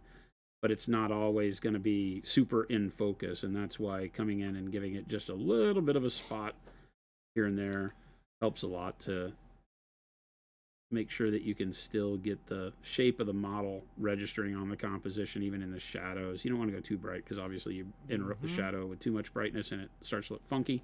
Oh, Michael B. Woodward. It's Thursday. Illinois can be fun. What's going on, man? Mike, you're not going though, are you? Are you, Michael? Illinois can be fun. Oh. Yeah, we're going to I have to go to the Adepticon barbecue. I say have to. I'm enjoying getting to go to the Adepticon barbecue. They invited me again this year, and it's going to be a lot of fun. And Michael's saying, do you put the same amount of quality into non-character models? My group is mixed on this topic. Great question. I'm painting this as a trooper. So this is what I would call, like, and this may piss you off a little bit, but this is my non-character painting right here. Oh, everybody weeps. This is the way I paint troops. Oh, Gandalf. How dare you, says the amazing HVS.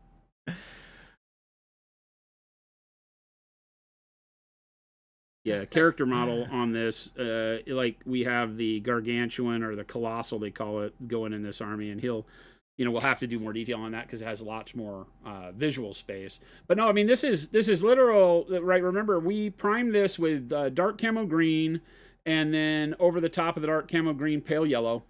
So you had a green and yellow zenithal, and then I used the one-step scarlet red over the top of that. So where the red goes over the green, you get a brown, and where the red goes over the pale yellow, you get a brighter red, and then in the in-between spots, you get all that built. So we haven't done anything we haven't done any washes or anything on the red armor. It's just our one step, which is our answer to contrast paints from Procryl. It's that over the zenithal, and you're done. So the red armor is just getting outlined, and all I've done for the outline is I made a mix with the scarlet red one step and the pale yellow to get a salmon color, and I edge highlighted everything first, and now we're just coming back with brightness. So when you really think about it, you can get this quality of look without the time, because that happened really quick. And the metallics are even easier. The metallics are literally just a base coat of a dark bronze and then bright bronze as a highlight, and then dark silver and silver on the silver, and then a wash, a Payne's gray wash on the silver, and we use the dark brown one step thinned out over the bronze. That's it. That's all this model is.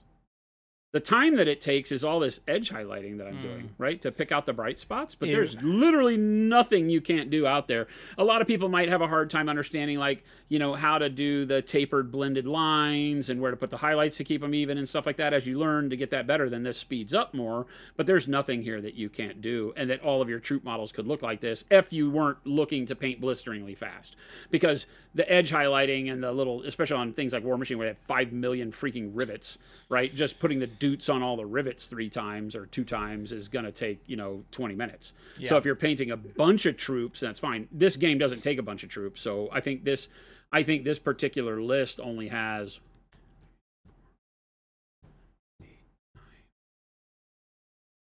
maybe 18 models, 20 models at 100 points. At 100 points. Oh, okay. Well, because I'm taking a Colossal.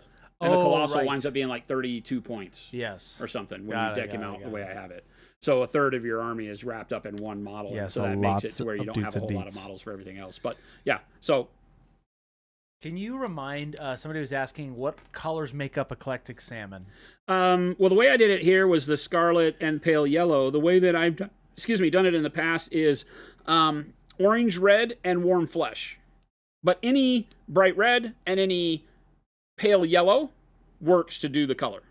You don't put a bright yellow in it or a overly saturated yellow because you get orange. So you want a more peachy tone yellow. And warm flesh is one of the best. Warm flesh, pale yellow, khaki can kind of work. Khaki is a little more greenish though, so that might not get you where you want to be. So I think pale yellow, warm flesh, those two are the places that I go. And those are going to look great for you.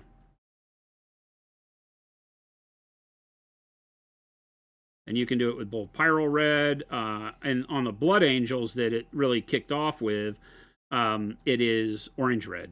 Or in the olden days, it was Bold Pyro Red and Orange mixed together, because that was done before we had Orange Red as a color in the line. How many Warjacks total? In my list, Yeah, 3. 3. The Colossal and 2, what I want to call are Great Bearers. I don't remember which ones they are.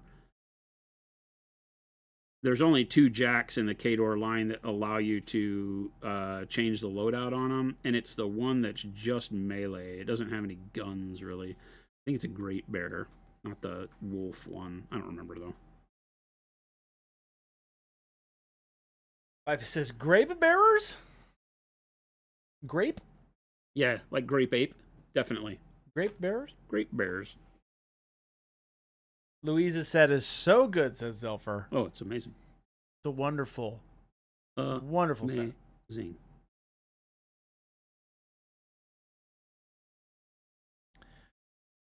How do the new Warjacks compare to the first gen? Same size? Question mark. Yeah, pretty much. Scale in the game hasn't changed a ton since they moved to resins from metals in Mark 1. The Mark 1 jacks were much smaller. So when they moved to Mark 2 and beyond, the jacks have stayed pretty similar. Oh, you Avian. can play the Mark 2 and Mark 3 stuff in Mark 4 in a lot of cases, and you won't feel like you're out of whack. Avian, thank you for those bits. I was trying to come up with a noise for it. We appreciate those bits. We know you give those to us whenever we sing. Jason was singing earlier. Michael Woodward says, I don't think you could change loadouts when I played War Machine. No, that happened after they blew up Mark III and tried to go to this game called Warcaster that was abysmal. And in Warcaster, in order to, which is a great idea at its face value, is that, you know, in order to keep the SKU list low, you have a Warjack that is just a heavy Warjack frame, and you have like generally 3 or 4 choices per arm and head location for different weapons and things that you can put on that frame. And so I don't build them or play them like WYSIWYG, so my models don't have like magnetized arms. But that's the way they want you to do it, is magnetize them. This is a newer Signar Warjack. Oh yeah, that we painted such a up. good one. I've been doing all of them. Well, not all of them, because I'm doing a lot of non-metallic metal on a bunch of the other ones. But you know, we've done them. So you know, scale is pretty good. They're still on the same 50 mil bases. I don't have any old ones here, so I can't really show you that. But I feel like they're pretty similar. And the figure size is about the same. They've reduced the amount of models in a unit to 3 and 5 from 5 and 10, which is really nice, because that keeps your model count low. The only gripe that I have with the entire range is that they're doing them as 3D printed resin, and that sucks for gaming, in my opinion. I just don't like it. I know that's a hot take in the model world, but the resin is just garbage. Yeah, it's brittle, really tough. It breaks. When it breaks, it fractures and doesn't glue back together very well. All the standard problems that 3D printing resin has. They're great for figures and detail and building. I'm like, my love-hate with it is that I can build models very quickly because they come in like 1 or 2 pieces. You know, the most is like maybe 5 pieces, and it's just because the arms and legs have to be glued on. So there's a lot of good about them from the hobby aspect of getting things done quick. But we live in Arizona. If you forget and leave your models in the car Dude, in Arizona, your entire army is slag. You're done. Yeah, you're done. And I just don't think enough people give credit to that. People are like, well, don't leave your army in the car. I'm like, it ain't that easy. Sometimes you don't have a choice. Like, it's just... Like, some people around here have taken their 3D printed armies, driven to the store, and had the army absolutely turn liquid in the drive to the store. Yep. Because of the heat. It's not even being in direct sunlight. You're sitting in a temperature where in the car, when you open the door and get in, it might be 114 degrees in that car. It's pretty rough. So, it's like having a heat gun on. Yes. I wanted to say, somebody was asking how you sign up for the giveaway. Great segue. It's not a segue. Schlanky. That's a question. Right there. Not Here's a segue for your question. You don't segue to the answer. You just answer the question. Jason, I do actually have a serious question for you. It's not going to be serious. Have I you know it ever... won't be serious.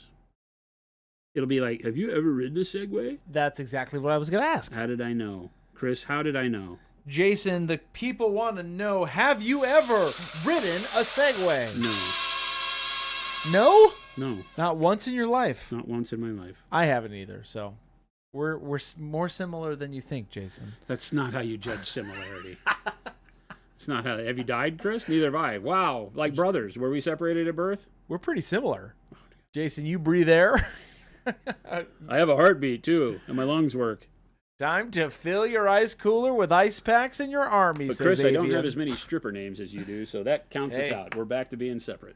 Oh, ew. Is it a dry heat? We have ridiculous humidity out here, says Michael. We have no humidity, so it is dry. Although right now we are fighting humidity because we're in the monsoon season. So that July, August month area is like lots of humidity, and it absolutely roasts us here. A lot of people only have like swamp coolers in their homes here, which I don't know how that works.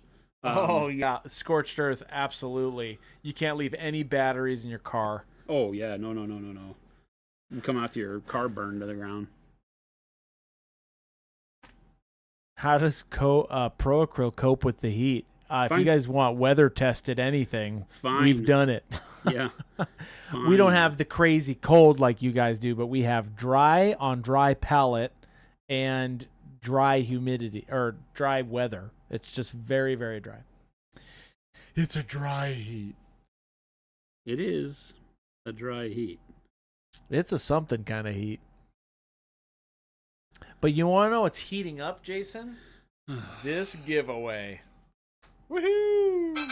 I did not ever in a million years think that I was getting Timu Ed McMahon when we brought Chris in.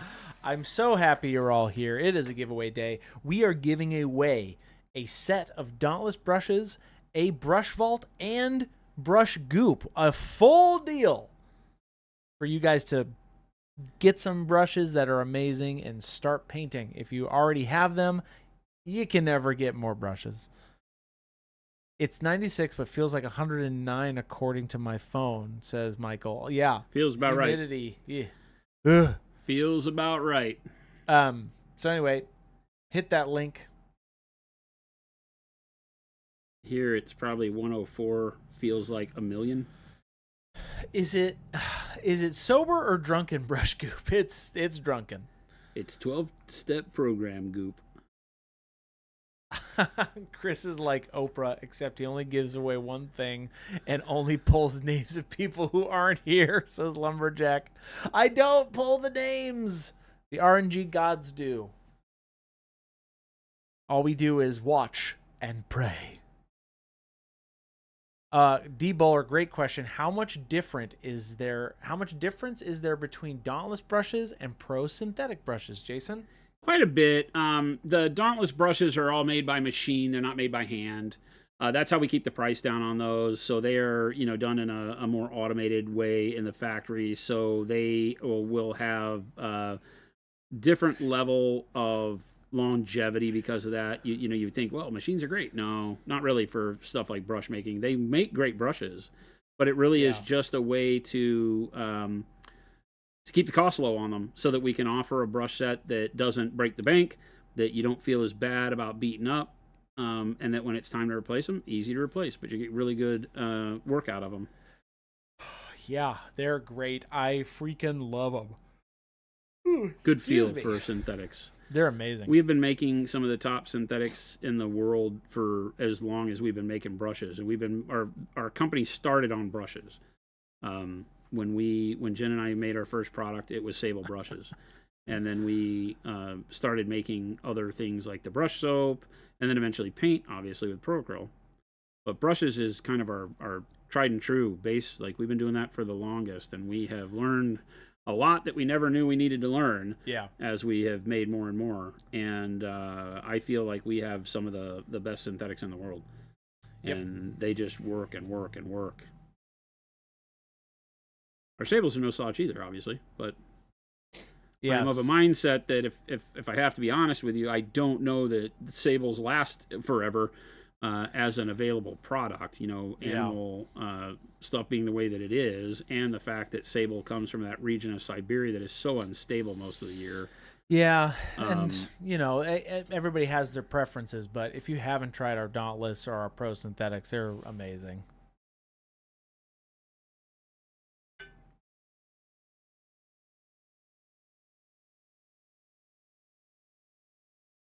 I mean, Jason was using the Dauntless brush tester for months. The white handle ones. Yeah, so he was doing essentially testing. So if you go back, gosh, a year or so ago, a while ago now, right?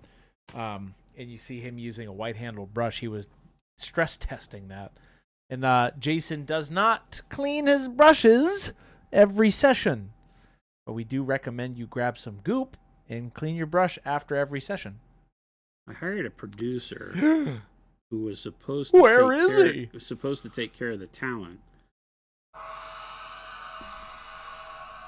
and instead I get flack. I don't think so. Could you come down a little bit? Could you sit her up? That's for the people. Could you sit her up? Oh my god. Could you bring it down a little bit? I don't want to buy a pan head. I like that I got quieter. Like the voice is barely audible.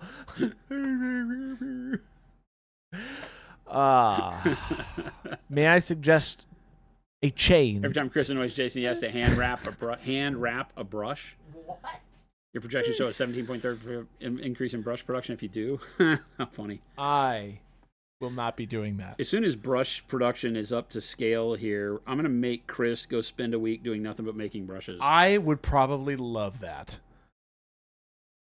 I bet you'd have a great time. I literally would. It would probably be a good mental reset for me. But yes, I'll go make a brush. I'll learn. It's a cool process. It is a cool process. I'm gonna say this right now. Clip it, chat. Get ready with your clip. I've actually, no joke, been freaking loving 3D printing. I feel like I've gotten it down really well, and I love the process. For some reason, even when I get little fails here and there, but it's great. I really like it. So when we did the Mother Lovin' Paint Party in 22, I made every model that went out the door. Yeah, I remember you saying that. And we sold a bunch of models. For those of you who don't know, in 21, 22, I don't remember what it was, during COVID, we, as a company, decided we wanted to make sure that the community had a way to stay in touch and do some fun stuff with painting when a lot of companies were shut down. And so we made with Mini Monster Mayhem, Lee. He stepped up to the plate, took a bunch of my crazy ideas and made sculpts for us, and then gave us the STLs. I supported the STLs. I had some other friends that helped us do the supports. Yeah. And then I took the supported models and printed them out in our factory. We did a deal with ePax and Frozen printers back in the day. And this is not, I mean, it's amazing how far those printers have come in such a short time. Because neither of those companies made printers as well as they do now. And so, we had to fight a lot of technology, but I actually did have a pretty good time with making them. I bitched about it a lot because that's the way I am when things don't work right. And you would think that, you spend $4,000 on a printer, it should work. And there were times where it was like, okay, it was fine last time and I didn't change anything. Why is it not fine right now? And so I had to fight through that stuff. And it's just the irregularities of whatever it was. Yeah. But I printed out every one of those models, and we sold an absolute crap ton during the course of the year. Every quarter, we made 2 models, and they were models like Deidre the Wanderer. Like, this model that I show off with the OSL, that's one of them. Yep. So we made this one. We made the Christmas models that are really fun. Oh, yes. The Rankin. With, like, Pepper and Rudolph. Yeah. Right? And so we made a ton of models that year, all in 75 mil. And I printed them all out, and they worked like a champ. And I had a lot of fun doing it. At the end of it, I was ready to never print another model again. Oh, because you were just over it? I was sick of the cleaning process. Because I also have a business mind that I look at these things with. I wouldn't have been able to pay any of our employees to do what I was doing. It's tough. Ruben helped me a little bit during that time, and there might have been some other people that like took some things off trays for me and stuff, but it was really me running it because I couldn't have afforded to pay our employees to do that job and charge so little for the models. Right, and we wanted to make sure that it was something that people could take part in, and so we didn't charge a whole lot for them, and we should have charged like 80 million times more. But, so I couldn't have had that done because it was just too much waste. Yeah. Anybody that's 3D printing models and selling them to you is on the verge of not making money. I was gonna say I could totally understand that. The machines break too often. Now that I know screens and all that stuff is too expensive. Now that I know the process, like even if your environment is like just a little bit off. Well, that's why this model is all 3D printed. Yeah. And that's why this model costs as much as if you had done it as a metal spin cast or if you had done it as plastic. Yep. Because it's just no efficiency in manufacture.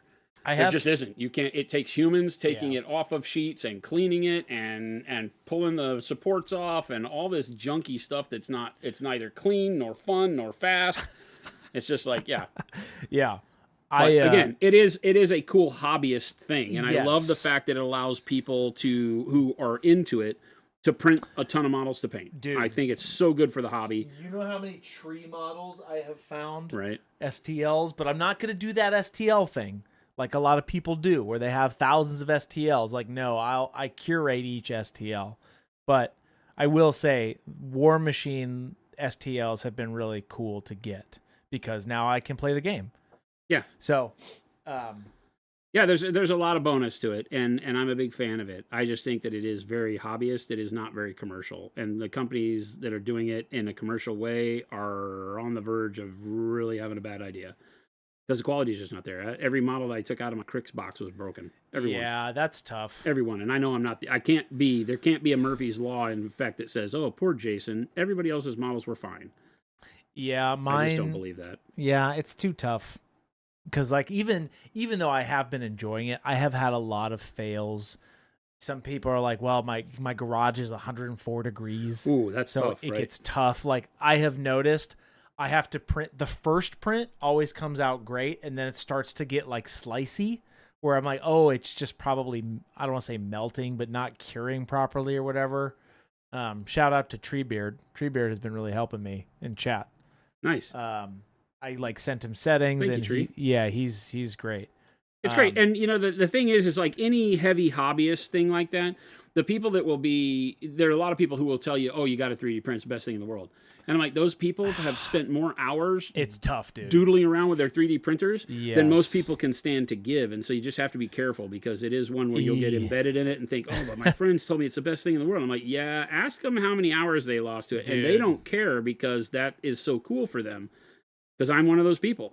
I spent hundreds of hours learning how to 3D print, and I got to tell you, it was really cool. Yep. But I couldn't in good faith go tell people, "Oh yeah, you should buy a 3D printer." Because I'm like, okay, it is not for the. It's like a therapy discussion. It's like, okay, tell me about your mother. Yeah. Because I need to find out more about you to know if you're stable enough. It is complicated. Plus, it is kind of a mess. I have that small one, right? So it's not like super difficult, but it definitely, It still is. It takes time. It's not as hard to clean like the plate because the plate's smaller and stuff like that. Yeah. So it definitely is. I wish I had a bigger one though, because now I'm like wanting to print big stuff. Well, that's like the one we have at the office. You realize how cool those are because you can print your whole army on one plate. I know. And it's like, okay. Because right now I have to wait. Now we're talking. I have to wait per model, which is kind of a bummer. But like those pigs, that double-headed pig. Yeah. When it came out, I'm like, oh, this is perfect. Isn't that rad? Yeah. It's a good feeling. Also, everybody, here's your 5-minute warning before we pull a winner. Hit that link right there.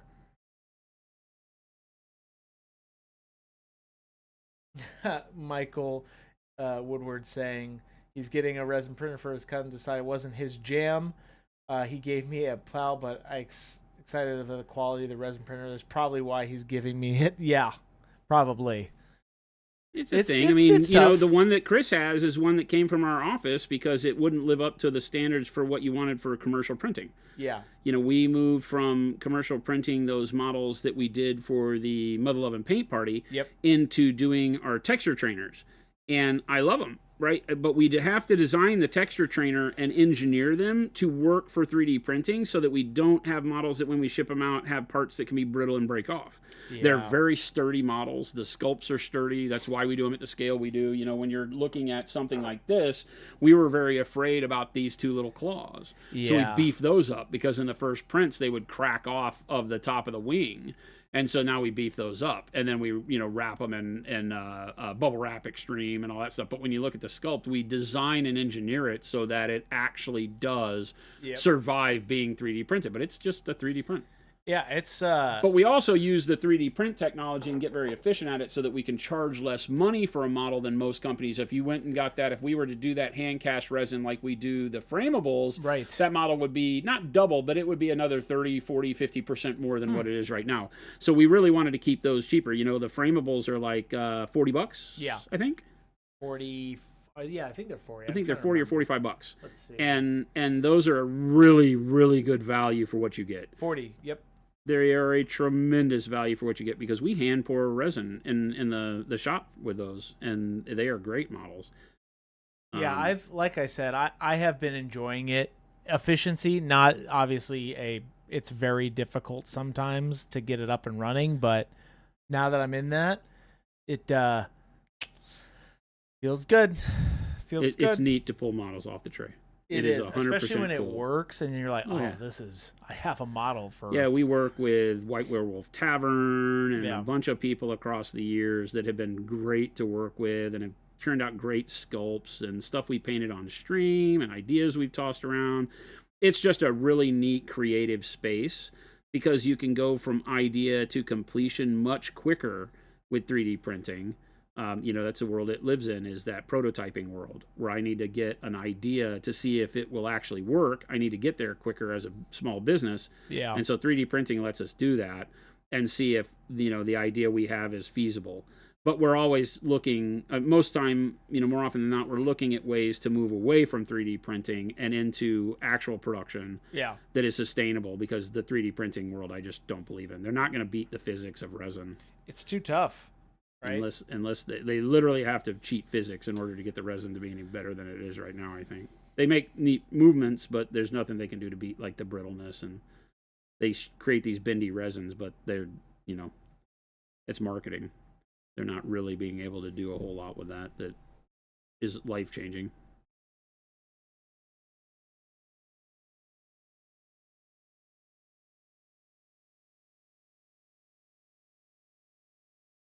All right, here's your couple-minute warning.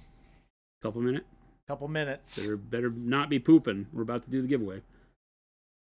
And for all of you who aren't familiar with how this works, hold your congratulations until somebody actually pipes up and a says winner. We've gotten to 14 before. We start off slow and then we move real quick, but you have to say, I'm here, in whatever platform you're watching on. Everybody, I see all of the chats. Also, you can't pull the wool over my eyes. We know how to check you, all that good stuff. So don't bother lying. So yeah, we're gonna be pulling somebody here in a little bit.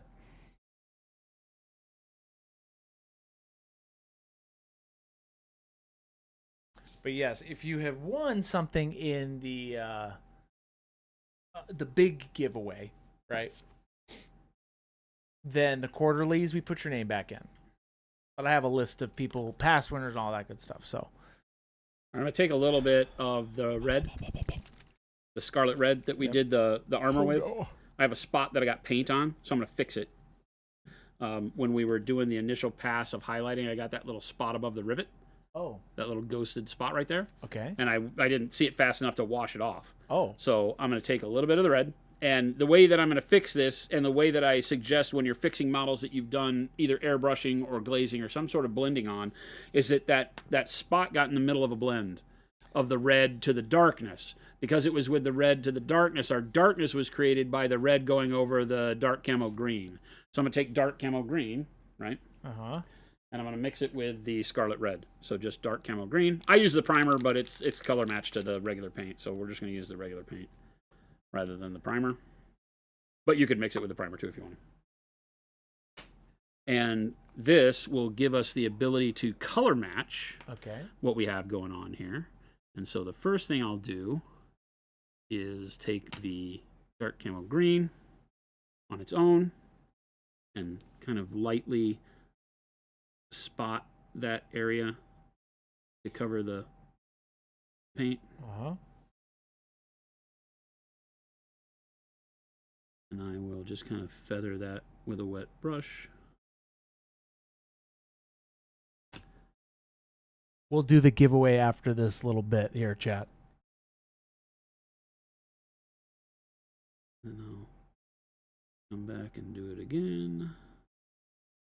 And I will stipple outside the area with the green. I'm not just painting the line where the pale pink was, right?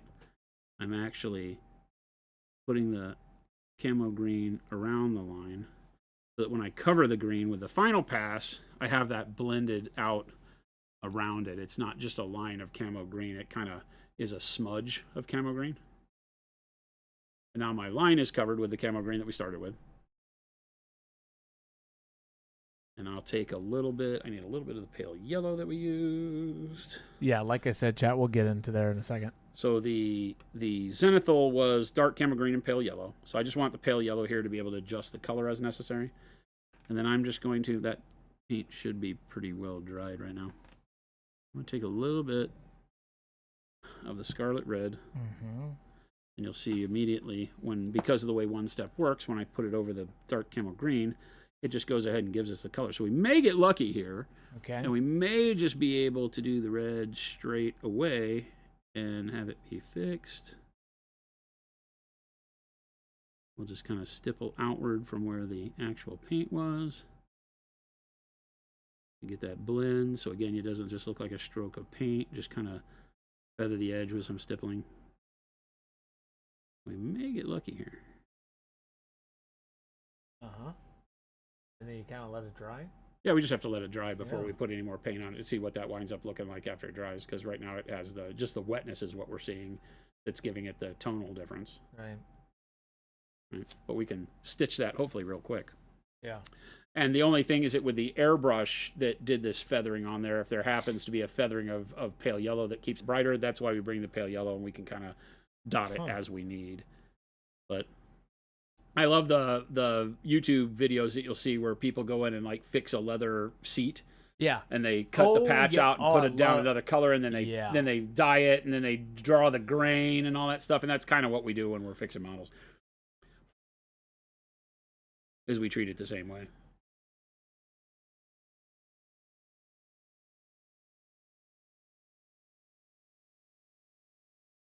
I thought variation of color was natural. It is. 100%. We just don't want it to be a splotch. Yeah. Right? So variation of color is natural, but remember that was a mistaken brushstroke of pale yellow there. So I just want to get somewhere close to the red, and I don't want to look at like it's a splotch of red. So you want to feather it out to make it look like it stays. It doesn't have to be the same exact color. Nice. That looks great. It's starting to blend. Yeah. Out, so that's awesome. It's taken a while for that to dry, but we will come back with another quick coat. Yeah. And again, I will just go out, reach out a little bit further into the area around where the problem was, back towards the problem area. And again, just kind of stipple that out or use feathering strokes or whatever you want. The idea being that if you make the mistake bigger, if you paint the area bigger than where the mistake was, then now you have the opportunity to blend it out into the surrounding area. You just have to be using those kind of values that match where you're at. I'm in the shadow side of this red, so that's why I'm using the darker color. Right? Nice. Now, that'll fly. Sweet. I can already tell that when that dries, that'll fly. That'll look like it was meant to be that way. and not that we fixed it. It'll just be our secret, chat. All right. Good stuff. Are you ready, Jason? You tried blowing on the screen to help dry it, Panic Bob? Thank you. It is the thought that counts. All right, Jason. Bust out the TNT and just blow it up, Vipus. Fine. Great, thanks. All right, here we go. So, for all of you who don't know what we're giving away today, we're giving away a Dauntless set, a brush vault, and some goop. Make sure you hold your congrats till the end until we find somebody. Here we go. The first poll, the first winner is Anthony J. Hoshking? Anthony J. Hosking. Anthony Hosking. Somebody's got a similar name, I bet, in the chat. Anthony Hosking. I'm watching all the chats. With fava beans. Fava bean.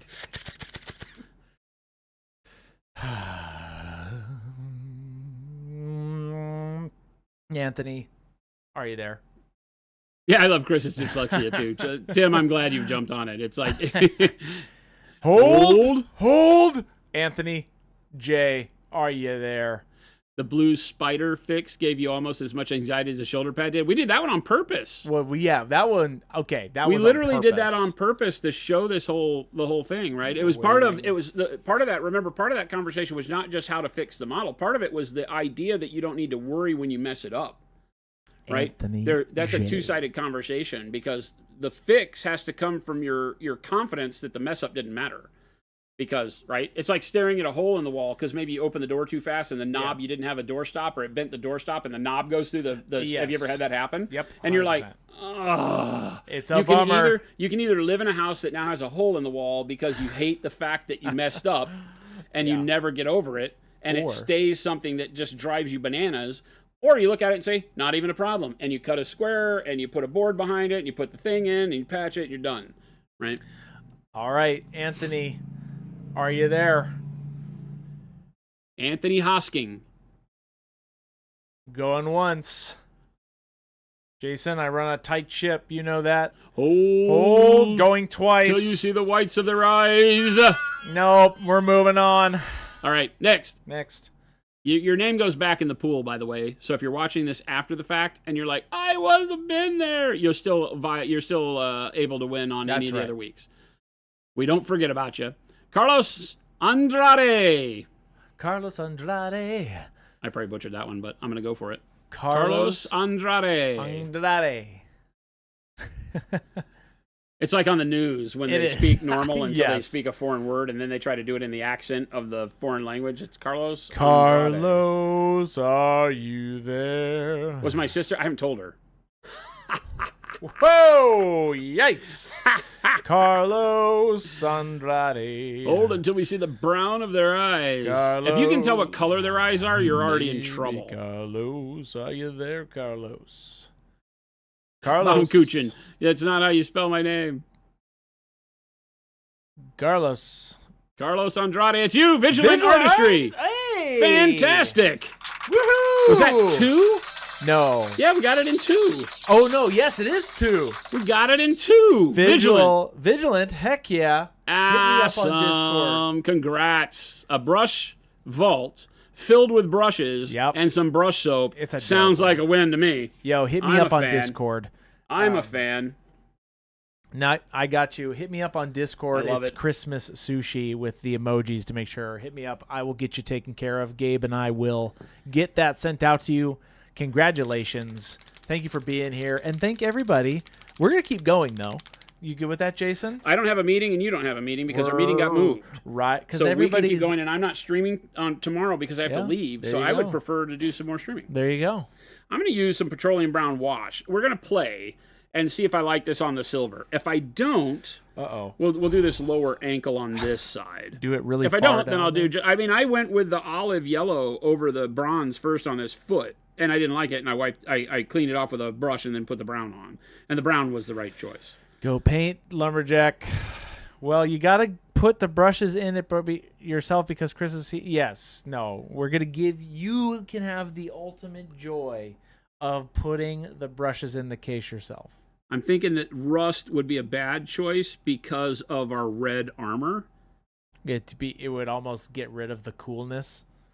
Well, it just would be too much warmth, right? Yeah. I get what You're right. It would get rid of the cool look of the cool temperature-wise look of the silver. It would make it too red. So this gives, because the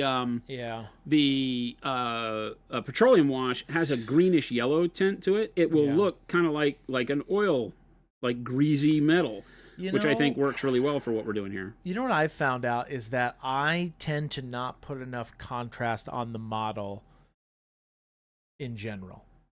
Yeah, you have to. It's one of the biggest problems for people when they're new to the hobby or when they're making that move to up their game. Yeah. Is figuring out when you can jump up enough from bright to dark. And it's always better, I think, to get used to too much contrast. Yeah. And then you can, add more highlighter or shadow or whatever you need to do to get rid of it. But yeah, because I'm never afraid to throw, what seems to be a whole lot of darkness on a model. Right.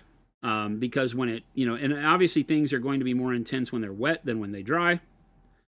So you're always kind of playing that balance with acrylics as well. And if you're expecting the way it looks off the brush to be the way it looks at the end, you will always be bummed out. Because acrylics, oils, nothing does that. Oil's a little bit closer to what you see is what you get. But with acrylics, never. Like when you put it on there, it's always going to look a little bit different when it cures. Yeah. No, so I get you. I'm ready to go a little bit heavier with the color on these surfaces. The TK saying, can you just help me understand environmental lighting challenge when you get a second for July? Sure. Yeah, sure. The idea is that I want you to paint a light source for your model that is different than the light source we always paint. This guy's painted in an outdoor sunlight. That's why we read the colors the way we do. It's like red is red, bronze is bronze, steel is steel, right? This is outdoor sunlight. You could say, yeah, he's in a cave, but there's nothing here that shows you he's in a cave. You have light from above. It's radiant from around, like a 360 glow of diffuse lighting, like it's bouncing off the environment, just like being out in the sunlight would, right? So that's the way we paint color most of the time, because that's how our eyes and brain recognize color most, because that's the world we live in. We live in light, and that's when we see things and recognize shape and volume and all that. Now, when you go into a cave and your eyes have to adjust, now you have harder contrasts because your light only comes from one direction. That's where we use Deidre as an example. You look at the difference between these two models. The big difference is that this is all done in very desaturated colors that bleed together and look like mud. Yeah. Because the only place where you get away from that is where you have the light, right? Whether it's the pool lighting sort of thing, the glow from eerie cave glow, cave moss or whatever, or the torch. And here you have an even dispersion of, you can tell what everything is because we're just painting it outside. This is environmental lighting the way we're talking about it, because I can see the story through the lighting. I can tell that she's in a cave or an old dark castle or something, right? This is not outdoor in the sunlight. This doesn't have that story. This is outdoor in the sunlight, right? Any story you try to tell me about the environment it is just about the battle he's about to fight. There's nothing visual about it, right? And so you start thinking in those terms. This is environmental lighting. Yeah. Oh, T. Schmids actually was inspiration. Who was the inspiration for the Cosmo paint colors? Pascal Blanche. Nice. Right? That's a cool model. So this is environmental lighting. This is Cosmo Porfirial, which I think in Russian is Cosmo the Lost, right? So he's the lost traveler, and he is on some crazy, weird sun, galaxy, planetoid, and your lighting is giving off this jadish blue, yellow light, right? And we've got a directional light that shows that there is no light from the other side. Yeah. Right? We just have Payne's gray or dark purple, right? We have darkness, and then we have light from a single point source, and that light is not just our normal sun outside. This tells a story that now you want to know more. You want to ask, what's going on with this model? Because the colors represent something different than our eye is ready to register as being typical sunlight. And you can tell that it's not meant to be a jade spacesuit. It's the color of the light is throwing and projecting these colors out there. So that's what we talk about with environmental lighting. Does it have to be as dramatic? No, it doesn't have to. You could desaturate a model to where it's almost all in grays, like you desaturate this red and get it down to where it's very, very dim and mix it with grays, and it can make it look like this would look on an overcast day where there wasn't a lot of bouncy light, and the only light you're getting is so diffused that the red isn't very saturated, not very bright. And then you could get the idea of how the cold winter would look, because you put snow on the base and you desaturate to the red almost looks gray and it's barely red at all.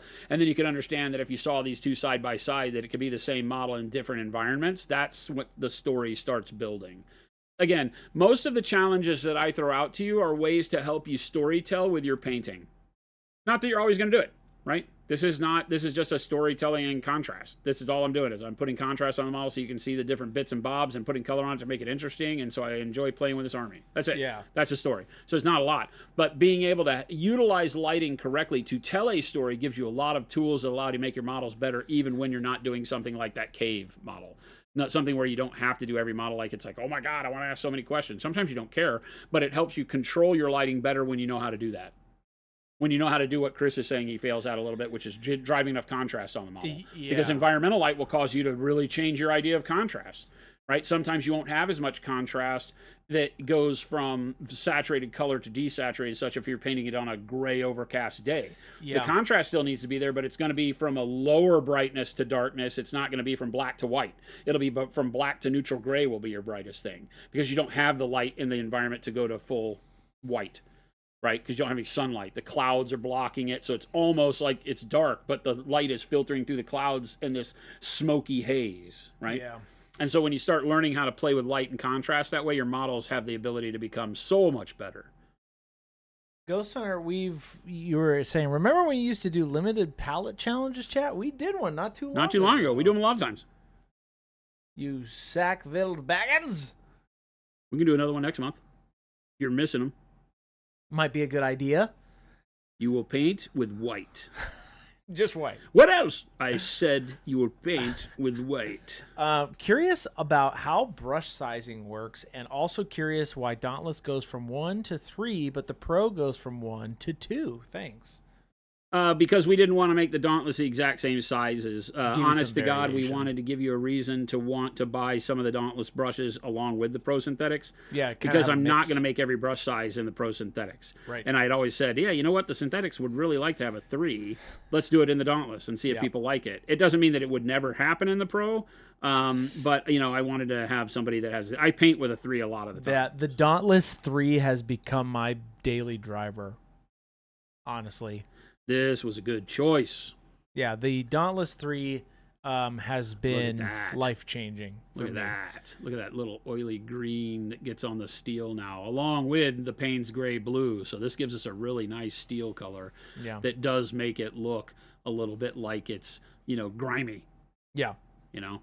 And I could use, like, that right there is perfect. That's still a little wet, though. So it's, oh, no, it's not. That's dry. So that kind of yellowy green that you get here is that oil stain color. And so I think that looks really good up against the bronze without having to use something that's too orangey. Right? Because the orange will blend it too much with the bronze. We still want it to look different. And now I'll go back and highlight this with silver again when we get there. Mm-hmm. And that will make it brighten up. Droth, you and use give the me Sable more, for 3. Yep. More contrast. Yeah, the Dauntless 3 and the Bab are some of my really good go-tos. I really like them a lot. Yeah, the Dauntless series is basically our old artillery series reimagined. Yeah. We did a set of brushes called the artillery brushes, which were meant always, because our first brushes were just high-end sables. And so what we wanted to do was create a working man's brush, so to speak, so that you could have something that you could beat up and dry brush with and do washes with. And if you're like me and don't, you know, wash your brushes all the time, you didn't have to feel as bad about it. And that's what the artillery set was. And then when we got rid of the artillery set years ago and changed over to just doing the Pro Synthetics and Pro Sables, we always missed it. People would ask, where's the BAB? How come I can't get, you know, the artillery? Do you have a workhorse brush? And we're like, yeah, we'll make it again. So we did. That's Dauntless. And we took the opportunity to bring back some sizes in synthetic that we hadn't had in a long. Brutal Burrito, woo! coming in here with 27 months. Hey, Brutal. Thank you so much. We appreciate you. Derelict has a question. What lifestyle changes does one have to make to be successful in the hobby and community? Wow. Oh, wow. That's a Deep heck of a question.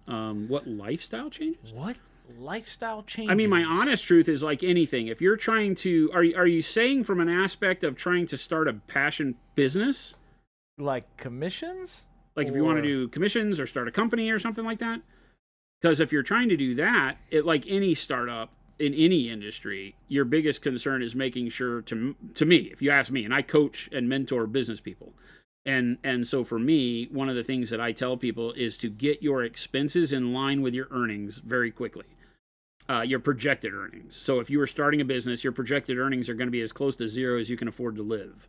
It's just the way it works. Yeah. Because when you're starting a business, all the money it generally goes back into the business, unless you do something that is a miracle business right out of the gates. Right. So you're putting all your money back in. Chris knows this. He's run his own business. And you know that there are months where you're like, ramen sounds pretty good. Yeah. Right? And so you need to get your life adjusted to where, for me, the way I coach is if you're really wanting to start a business, is get your life as close to with no bills as possible. Now, that's mostly impossible. I'm not saying you have to go live with your parents and not pay rent and stuff like that. If you have that opportunity, you might want to think about it and see if you have people that could help you. When I met Jen and we decided to go on this crazy journey, Jen was still working. And Jen had to deal with me being like, you know what? I'm not going to pull in any income for a minute because I want to start this thing. And she supported it, and she is my hero forever for doing it. Yeah. And she didn't give enough credit, I don't think. She didn't give herself enough credit for that, because that is equally as important. So if you have a significant other that's willing to support, but you have to be honest and know that, I can't freeload. Yeah. We have to make this work, and set a time frame for yourself is a very important thing. Say, hey, if you're talking about wanting to be commercial with your passion, set yourself an honest time frame and say, if it's not doing anything for me in 6 months, a year, whatever you can afford to say, then be prepared to go get a job, and then you can still keep it funded by working a day job. And that always makes it harder because you don't have the same time to invest in your business, but you get my drift. Yeah. You have to be honest, because if you continue to try to fool yourself into, it's going to work, I'm right on the cusp of success, you never know. And then when it doesn't come, now you've set yourself up for failure. So those are the things that I say that I think are actually very positive. A lot of people hear them as negative. I'm not trying to tell you don't chase your dreams. Obviously, I would be a hypocrite. Yeah. But those are the things that I think about is when you say lifestyle change, setting your expectations is everything. It's like if you right now drive a very expensive car and live in a very expensive house and you have enough money to continue doing so for 6 months while you go give something else a try, go for it. Yeah. If not, get your finances in order. Sell your stuff, live in an apartment, get set, because then you don't burden the business with all of the necessity of your previous life. And that I've seen destroy people. Yeah, you can give yourself a little bit of more headway if you don't live, obnoxiously. Yeah, beyond your means, whatever that term is, right? It's different for everybody. Your means, right? And it's different for everybody. There's some people I've been very jealous of in my life, because to them, slumming it was like something where I'm like, oh, wow. I mean, I lived in the smallest places I could always find when I was working up to where I'm at now, right? Just I've always been that way, though. I guess I'm just used to that. Yeah. So, but it's, then you have more time to explore and you can take more risks, right? I like that. Now I'm riding high at Monument Hobbies. That's right. We're all multi-bajillionaires. That's right. Elon Musk is bragging about being a trillionaire. We're like, what took you so long, bro? You gotta know who prints the money? We do. No, but we do pretty good here. I think we are all people who are pragmatic and enjoy the fact that when you decided to work in the hobby, you kind of gave up the idea of being Elon Musk. We love doing what we want. That's true. There's a value, a very high value in waking up in the morning and knowing that what you do is not just make the donuts. You're actually making donuts you enjoy. I really like that tinge on the smokestacks. I think that works really well. Wad said, I think that's a federal crime. You probably shouldn't say that live. What's that? What do we do? You talking about us being do what we want? Oh, yeah. We print the money. Yeah, that's probably that's not what the Secret Service wants to hear. I am the Secret Service. Wait a minute. Printing money. Chris, that is called forgery. Yep. Not printing money. It is. It's illegal. We're not doing that. Sorry. We don't do that. Sorry, phone machine. Cha-ching! That's not what he said. It's not what he meant. What's the succession plan for Monument Hobbies? Will the employees eventually own the company? That is one of the hopes that Jen and I have. Obviously, Jen and I. Well, I say obviously. Many of you may not know this. Jen and I do not have children. We do not have heirs and assigns. But we want the company to exist beyond us. And so our hope is that we can either do, like an ESOP with employee ownership, or that, someone would, we could merge or grow along with another company that would take care of the employee base the same way and run the company the same way. Obviously, the employee one is the most considerate, the one that we give the most credence to.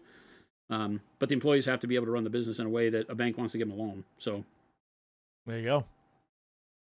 Yeah, we think about this all the time. We build the company around it. We already do profit sharing with the employees, so we have baked in the idea of watching the value of the company and the actual health monetarily and fiscally of the company be a big part of what our employees look at for their own benefit, and that's always been good. So yeah, we really try our hardest to make sure that there is a sustainability here that has a plan longer than, Jen and I just outliving the business or whatever. Yeah, it definitely comes with a lot of work and a lot of planning, especially in any kind of world that you sometimes don't know what tomorrow looks like, right? You can just do your best every day to make plans. I have a crystal ball, and I know what you're talking about. I always know what it looks like. What are you talking about? I am the future. I have a magic 8-ball on my desk, and when nobody's looking, I say, should I do this deal, Magic 8-Ball? You know what I've always found? My Magic 8-Ball? No. It's literally right there. I've never had... This is a hot take, so get ready. I've never had a fortune cookie that didn't come true. I'm just saying. I don't know about that. I don't know that I trust Everybody's about to say... XX, blah, blah, blah, blah. I've actually never opened. That's because you get the ones that say, your personality is sparkling and many appreciate you. And you're like, damn straight, pin it on the wall. It's eerie, but I have never received a fortune cookie. He's also never had a fortune cookie. That's right. He doesn't eat Chinese food. I do. What we're really learning here I'm being is that he's serious. bigoted against Chinese food. I am being serious.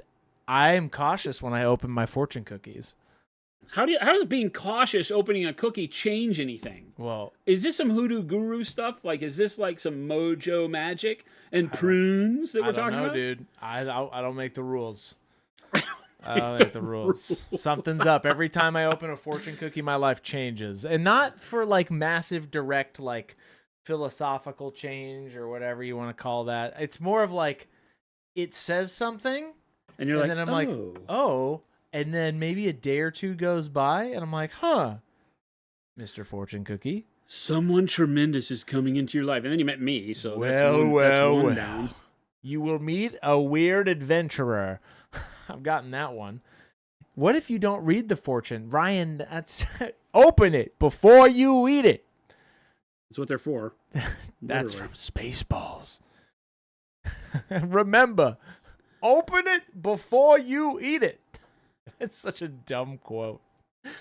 Wad says, the question of what happens to the company after Jason and Jen retire has always been answered with, we hope for the employees to be able to take over ownership. And honestly, that's one of the main reasons I love your company. I can't name another hobby company in general with that mindset, let alone a paint company. Yeah, it's definitely selling to private equity. And it is an amazing goal to try to achieve that. It's, in all honesty, it's difficult. Yeah. It's not an easy thing. No, it's not. And we're really looking at all the ways that that's possible. So we're well underway on that. So we have a leadership team of which Chris is part of. Chris is getting a crash course in business math and all that stuff because I try to mentor the group as best I can. I'm mentored. I seek mentorship from other business people as often as I can so that I can learn more. We're really trying to do it the right way, but I don't know what the right way means, right? When you're in business, say, we're trying to write the run business. I don't know what that means. I always say that every day is the largest business I've ever run, and that's the God's honest truth. I'm learning this on a day by day, and most days, if you ask me, I have no idea what I'm doing, chat. I'm just shaking. I'm shaking the magic 8-ball on my desk and hoping it's somewhere close to right. Dude, maybe I should get some fortune cookies on my desk. Fortune cookies might be good. Michael Woodward says, "Does it come true if you don't eat the cookie?" I don't get too into that kind of the part of the fortune cookie. I just know every time Jen and I have some cool ones that we like that are on our windowsill, but I don't know that it's I'm careful, man. I'm careful. I'm just gonna say it. What he's saying is he's very scared of the what's it called? You are what do you when you read your horoscope and it bums you out? What are you? Oh, You're... Cancer.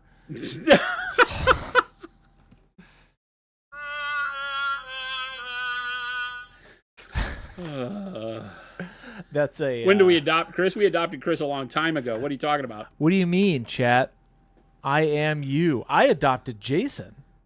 Did you? See, little known fact. Can I not go to work anymore then, Chris, and you just pay for me to come and hang out and paint models? I am 40 years older than Jason. And technically you're 60 years older than me by Spotify. Oh, yes. According to Spotify, you're 60 years older than me. Don't discount it because that makes me feel good.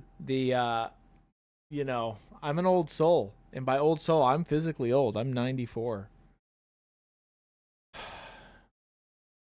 Stan says, I think that makes you appreciate the value of money more. With our first 2 kids, me and my wife were living paycheck to paycheck.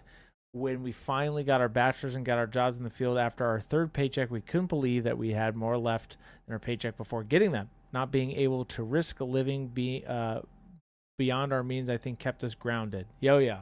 Definitely 100%. does. 100%. And there's nothing wrong with being able to spend and eat the fruits of your labor every once in a while. But, that's... Jen and I have a hard time. And this is, this is probably more than you ever wanted to know.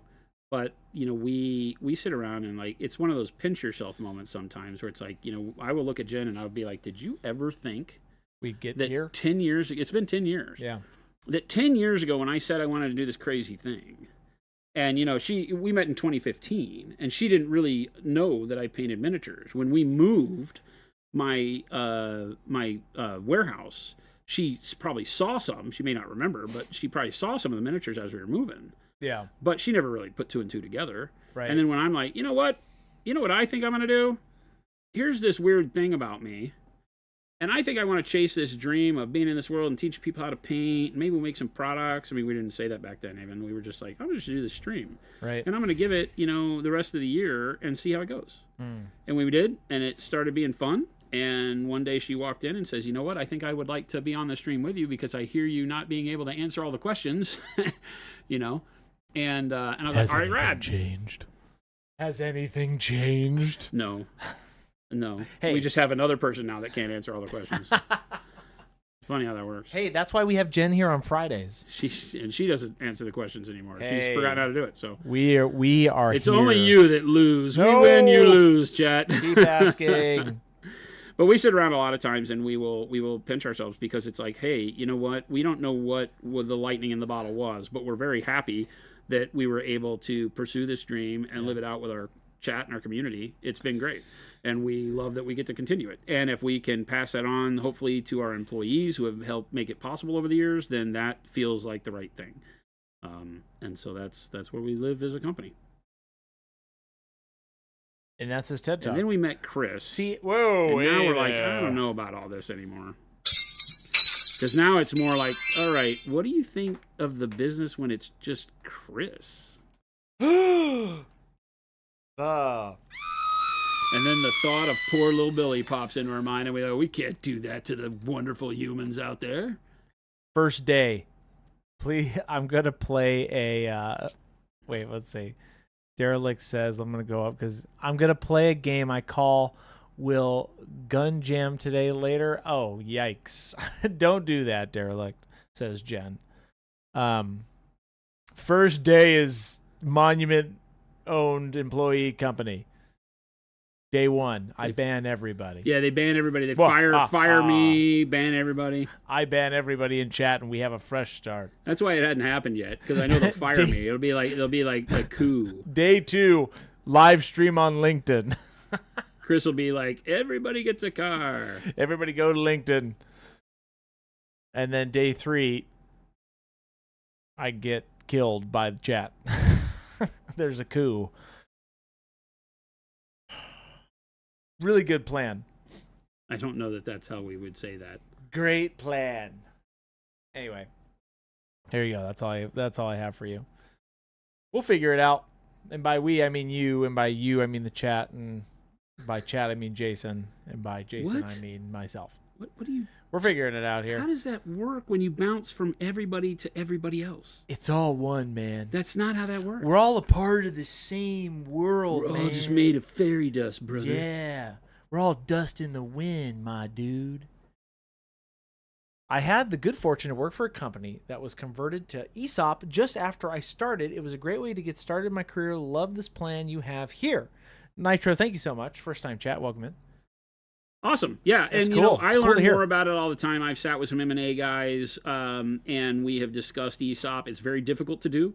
It takes a heavy investment from the company. Yeah. Most companies that do it are much larger than we are, because obviously in order to have the value representative to the bank that has to make the loan to the employees, but that's our goal. It's a long-term goal, but that's our goal. We are, I like to say we're pretty well run. I don't think that's really true given the world of business, but we're pretty well run for what we are. We're small and mighty. We are small That's who we and are. mighty. That's what we are. We're put a thorn in the side of much bigger companies, so we're doing something right. So Yeah. that's the way we look at it. I need to take a picture of my layout here. That's what I was doing. I am me, and you are you, and we are we, and we are all together, and we are us, says Droth. Oh my God. Yeah, brother. I don't know that I can smoke that. Yeah, dude. Let's go. That's the some future. cult talk right there. We are and you. we are not a cult. We are us. Join us. We are you. We are You're not a cult. Please tell your FBI You're office a bad we are man. not a cult. You're a very bad man. I'm going to Me? send you to the cornfields. Excuse you? What are you talking about? I was making a joke in one of my chats the other day with Alex and Ryan where I don't remember what happened, but we were saying like Is this one of those jokes that's going to get you in trouble with HR? No, we were saying like you're a bad man. You're a bad man. You're a very bad man. I'm going to send you to the cornfields. Okay, it is. You ever see that it is Twilight one of those episode? that's going to get you in trouble with HR. No, one of those Twilight episodes. That old one, the black and white ones where that little kid would send people to the cornfields. Freaked me out back in the day. That one's a wild one. I saw that at a young age. Scarred me for life. Yeah, the Outer Limits and Twilight Zone were some of my favorite things, but they would put you to bed a little freaked out. Oh, dude, that like the with that little kid who when he did send people to the cornfield, and that one guy turned into a Jack in the Box, Yeah. freaked me the F out. There's some crazy stuff. I was so crazy. And then there was Twilight Zone, Night Twilight Gallery. the Vampires, Twilight Zone. Night Gallery. Anybody remember Night Gallery? Oh, is that with the mannequin? No, Night Oh. Gallery was the show that was like that, but horror centered. Oh, And boy. it had the one that was like the one that was kind of like the picture of Dorian Gray that was so freaky. Oh. The one that had the old haunted house that, or not haunted house, but the one the old greedy guy lived in, and he had paintings of all of the members of his families he had screwed over to take the inheritance, and lived in the house, and they were all buried out in the family graveyard. And there were photos, or there was a painting of the graveyard, and every night he would come down the stairs, and the graveyard painting would change, and eventually one of the graves had a hand coming out of it, and then the grave was undug, and there was a silhouette coming towards the house, and eventually there was a knock on the door, and he had a heart attack. Yeah, huh. And so it left you to wonder if it was real, or if somebody had been changing the painting out to, gaslight him. But as a kid, you were like, what? It was like the one with William Shatner on Twilight Zone with the gremlin. Yeah. That was horrible when you look at it at today's standards, but back then it would freak you out as a kid. I was like, what's on the wing? Because there was the monster on the wing, the gremlin on the wing tearing the plane apart, and they put him in a straight jacket taking him off the plane because nobody believed him. Dude, some of those really got me when I was young. Oh yeah, they were no joke. They weren't afraid to do crazy stuff back then that could be like, Even though, like I said, it wasn't like the best production quality compared to today. Dude. The Last Man on Earth one on the Twilight Zone. That one's good. Where he went to the Eerie. library and all he wanted to do was he hated people and all he thought was, I have my books, and then he crushed his glasses. Yeah. Yep. There was a lot of there was a lot. Those are moral to the story. That's what a moral to the story is, Chris. I need you to go watch a lot of these to figure out what that really means. I've seen a lot of those. The one with the little like devil telling the future machine in the diner. Oh yeah, Dude, it was a little machine where they put that and then it would like predict what would happen. Yeah. And then they couldn't leave. Oh, dude, that one with then there was the one girl who was a mannequin, and she didn't realize it, but she like came back to life. Oh yeah, there was like a box set that my parents had years ago where it was some of those classic ones. It was a full set, and some of those old shot ones were in there. I'm like, what the heck? I'm just highlighting the metal right now with silver. Now that I put all that wash on it and darkened it up, and then we'll do the same with the bronze, and then the model will pretty much be done. We need to do the base, obviously, and we need to do a little bit of light on the eyes. We'll do that, too. See if we can't get it done today. Wasn't there one guy where wakes up thinking he's the last man on Earth, and he was a part of a military psych experiment? Probably. Sounds like it. There's so many of them, I can't remember. And I never saw them all anyway. But those were, as a kid growing up, those were some of my best favorite things. Star Trek, and then anything like Twilight Zone. And then as a young teen, getting into like Creep Show and some of that stuff was fun. But then they got into where the horror flicks were mostly slasher things like Friday the 13th. Yeah. Because I was around for when the Halloween and Friday the 13th and everything, that phenomenon started happening. And that then turned into like Nightmare on Elm Street and silly stuff like that. Oh my gosh. There's some of that stuff, though. I can't do that kind of stuff. The Nightmare on Elm Street time and like Fright Night and stuff was a little bit more jump scare, psychological, and less like just complete hack and slash. And then like Friday the 13th was just like, hey, how can we show teenagers about to have sex or just finishing having sex and then throw blood on the screen? Yeah. So that's all it was. It was like, okay, here are some prepubescents that are about to have sex, and then I'm going to shove a spear through them. Gross. It's all the whole movie was. Somebody was asking about Baby J and finishing that War Boss. He will be back with me on Monday, and he's going to finish it. So Jason's out of town on Monday, so we're going to be, Baby J and I are going to finish up that whole Orc War Boss, because I know a lot of you are wanting some orcs. We deliver.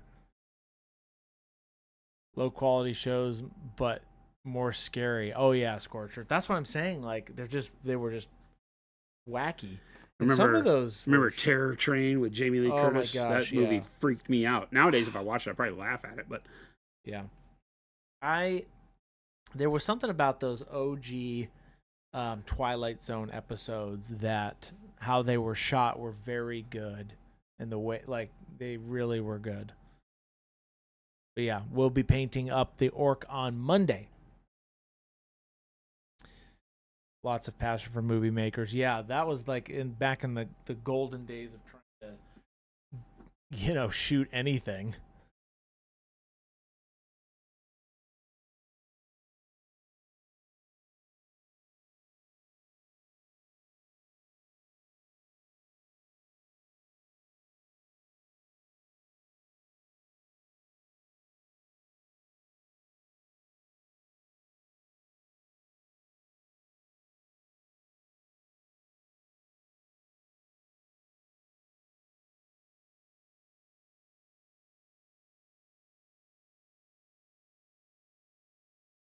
Let's see, the creepy factor was next level. Oh yeah, absolutely. Draw says, I have an entire spearhead I need to paint in 2 days. Well, get going. I was gonna say, why are you talking about it? Why aren't you doing it? That's a lot, though. Yep. You got a tournament on Saturday or something? Maybe. That's awesome. I wish you luck in getting it done. Are you going to start with like just the simple base coats and then build it out after the thing, or are you trying to get it all done to max quality before you show? I think you can do it, Droth. I think you can do it. I got to tell you that our petroleum brown over steel looks so good. Uh, Michael Woodward says, watching this makes me realize how bad I need better brushes. Oh, a good brush makes all the difference. 100%. Yep. 100%. Like, it is something. And, that's why people ask me all the time, like, hey, when you're doing metallics, should I be using a crappy brush? No. No, use the brush you're most comfortable doing your best work with, like I am, right? Because you do a brush that has a point, and all of a sudden now everything's much easier. If you use a crappy brush because you're afraid of hurting the brush, then your work is the only thing that's going to suffer.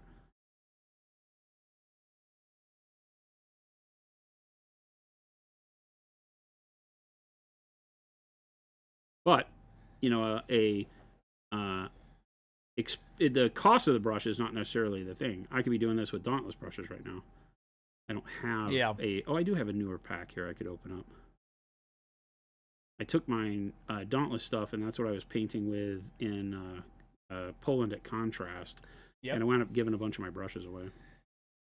We give back. New metallic release, says Scorched Earth, ? Someday. We were talking about that today. I don't know from a marketing standpoint what my plan is yet for when I take them live. It's a process. Yes, and we are discussing making sure that we have a plan for everybody that wants to continue buying the current metallics. Yeah. So they can get those. Realize that the metallics are. It was funny. A bunch of people in the company were surprised. The metallic set is our second largest selling set of all time. Yep. And so we make really, really good metallics. As you're seeing here, Fantastic. They just come alive. They're so easy to use. It's what got Gabe into the hobby. And we are going to. Oh, the metallics did. Yep. Awesome. And we are making sure that we leave the current metallics on tap for as long as possible. Before switching completely over. So there'll be a time where both are available. So that's going to be a little bit rough for us just to keep that manageable. But we're going to do that so that everybody can continue to use the ones they've known and loved for all these years. And then we'll move to the new formula. But I have approved the new formula, and I'm very excited about it. And it will give us even more flexibility as painters than what you've seen me doing here, because it starts so much brighter. And you'll be able to drive contrast onto these colors so much easier because of the way they reflect. Right? I don't think we have them here. Do you? Oh, I do. Oh, yeah. They're around the corner. Right? Ryan tried to steal these too. Uh-oh. That damn Ryan. This is, Gabe says, this is true. Pre-Jabe Gabe was turned on to Protocol because of the metallics. That's right. That's copper. Holy shiny. Yeah, that's copper. Shiny. You want to see silver? Silver. Holy Moses. And I'm using silver to put the edge detailing on these guys. I just want to see how these glaze. That's you could insane. Just... It's like platinum. Shine. It's like white metal. It's insane. Gold. You can see our current rich gold and this gold are the exact same pigment color, but because of the shininess of this one, it looks so much brighter. But there, you can see the mid-tone in it is exactly the same. So rich gold. So that's what I mean, that the colors aren't identical because the brightness of them will blow out the this is so bright. Oh, yeah, it's insane. It's insane. I can't. But now when you put wash, I'll take one of these because I can just repaint another one. Let's do something fun. Uh-oh. Let's do something fun, chat. I just put let's do the silver, right? That's Custodes in a bottle, says. Yeah, let's do the silver. T. Schmid. Actually, let's not do the silver. Let's dry brushing these metallics over anything is going to be dope. Let's do the light bronze, right? Let's do the light bronze. Okay. We'll take the light bronze here, which is amazing. Custodes in a bottle is totally true. And then we'll just do the same wash that we did on the silver, like we just did, right? Yeah.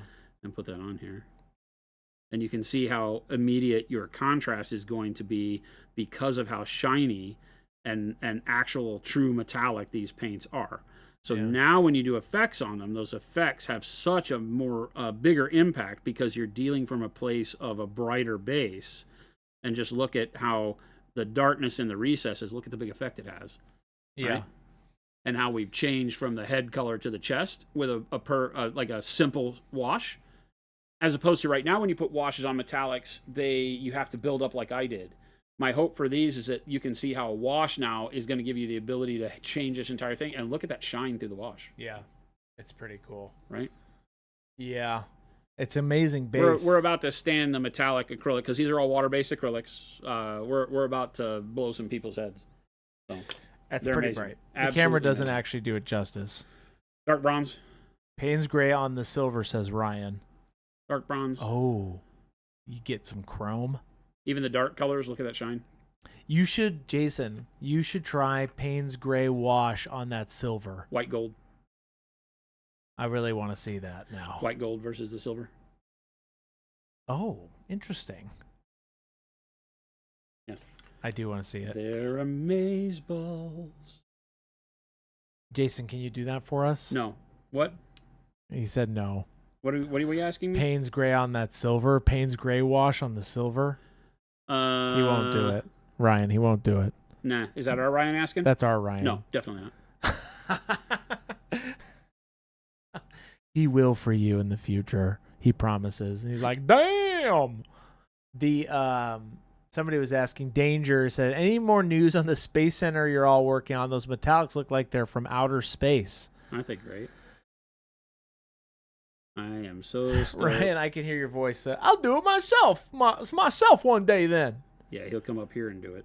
Magenta He'll say, hey, and can I see copper. those metallic ones again? Like he did and stole them. and then I'll go over there and he'll be putting wash on them. He'll be like, yeah, they're mine now. Ace says, so these are a new formulation. Yes, 100%. 100%. What we did is we tried to recreate the flexibility of what an alcohol metallic gives you in a pure water-based acrylic, and it has taken us 2 years. Oh, Ozium says, may I ask what material is used in the pigment? Magic and prunes? Magic and prunes. They're all aluminum metallics, so no more mica. And prunes. And lots of prunes. We are about to blow your minds. We don't use prunes. I am actually, like, you guys can obviously see them, and here, let's use the light bronze to edge. You guys can see them, obviously, right, on screen on the camera. But when I look at them in real life, they'll blow your mind even more. It's insane. Yeah, I can't. Yes, the cameras are good, but they don't do them justice. They're insane. When are they going to be released? released? When I showed Jen face to face, she's like, "What?" TBD. They look TBD. Like you look like you're just putting like plating on these things. Yeah, it is like electroplating. It really does look like that. Yep. So this is light bronze. We're going to use it to highlight the bronze. I would use the normal light bronze because that's what we've been painting with. Do these new metallics seem strictly like an upgrade from the current ones? Oh, yeah. 100%. Yeah. 100%. Oh, look how shiny that is. Shiny. It's funny because the pigment swims a little in the water like it does, like the aluminum does on aluminum alcohol metallics.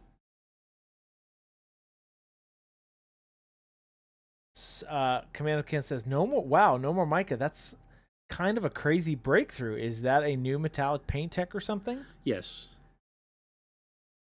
We are inventing always. Magic and prunes. Magic and prunes. Same thing we did with One Step, right? Is that we're not really in the game of, just doing it for the heck of it. I don't want to just release new metallics. Our metallics are great. So it has to be something better. And we thought in terms of releasing them side by side because they're so different, but at the end of the day, we were able to get it to where I think we'll be able to keep the value really, really tight on these so that we don't have to look at that edge. Look at how bright that edge is. That's insane. Panic Bomb says, it's okay if you can't answer this, but was it the process of finding the new metallic formula that you came up with One Step? No. Nope.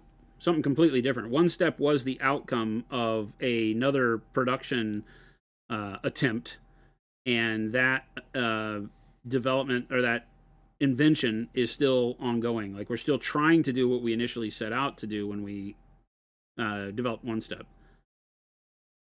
Will there be all the same metallics that you currently have? Yes, right? Yeah. As far as colors, yes. What about magnesium? Yes.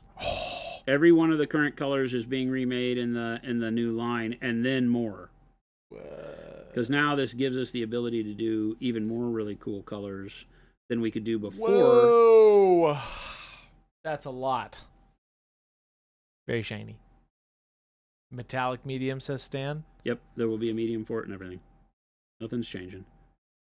You'll love us just as much as you did before. Andrew Williams, what color red are you using here? This was our upcoming one-step Scarlet Red that went on this.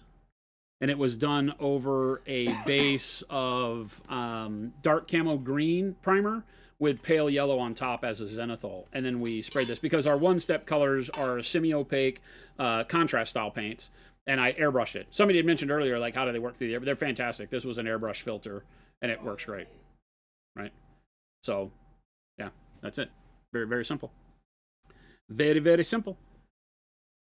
So this is a super quick paint job, right? I mean, technically 3 streams is how we've gotten here. You know, so a total of probably 3 hours of painting total. Maybe a little bit more, maybe 4. I usually consider screen time to be about 50% effective. I'm not painting as fast as I normally could when I'm streaming because we're answering a bunch of questions, taking breaks and tutorials and things like that. But yeah, so I think in about 3 hours we've done this whole model.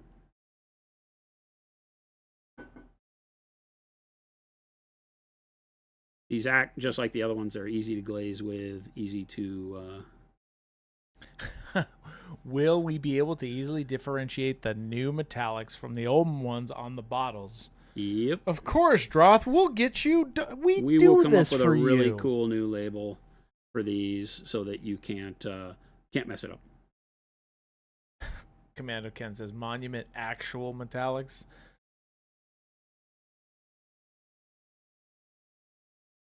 Monument electrical plating.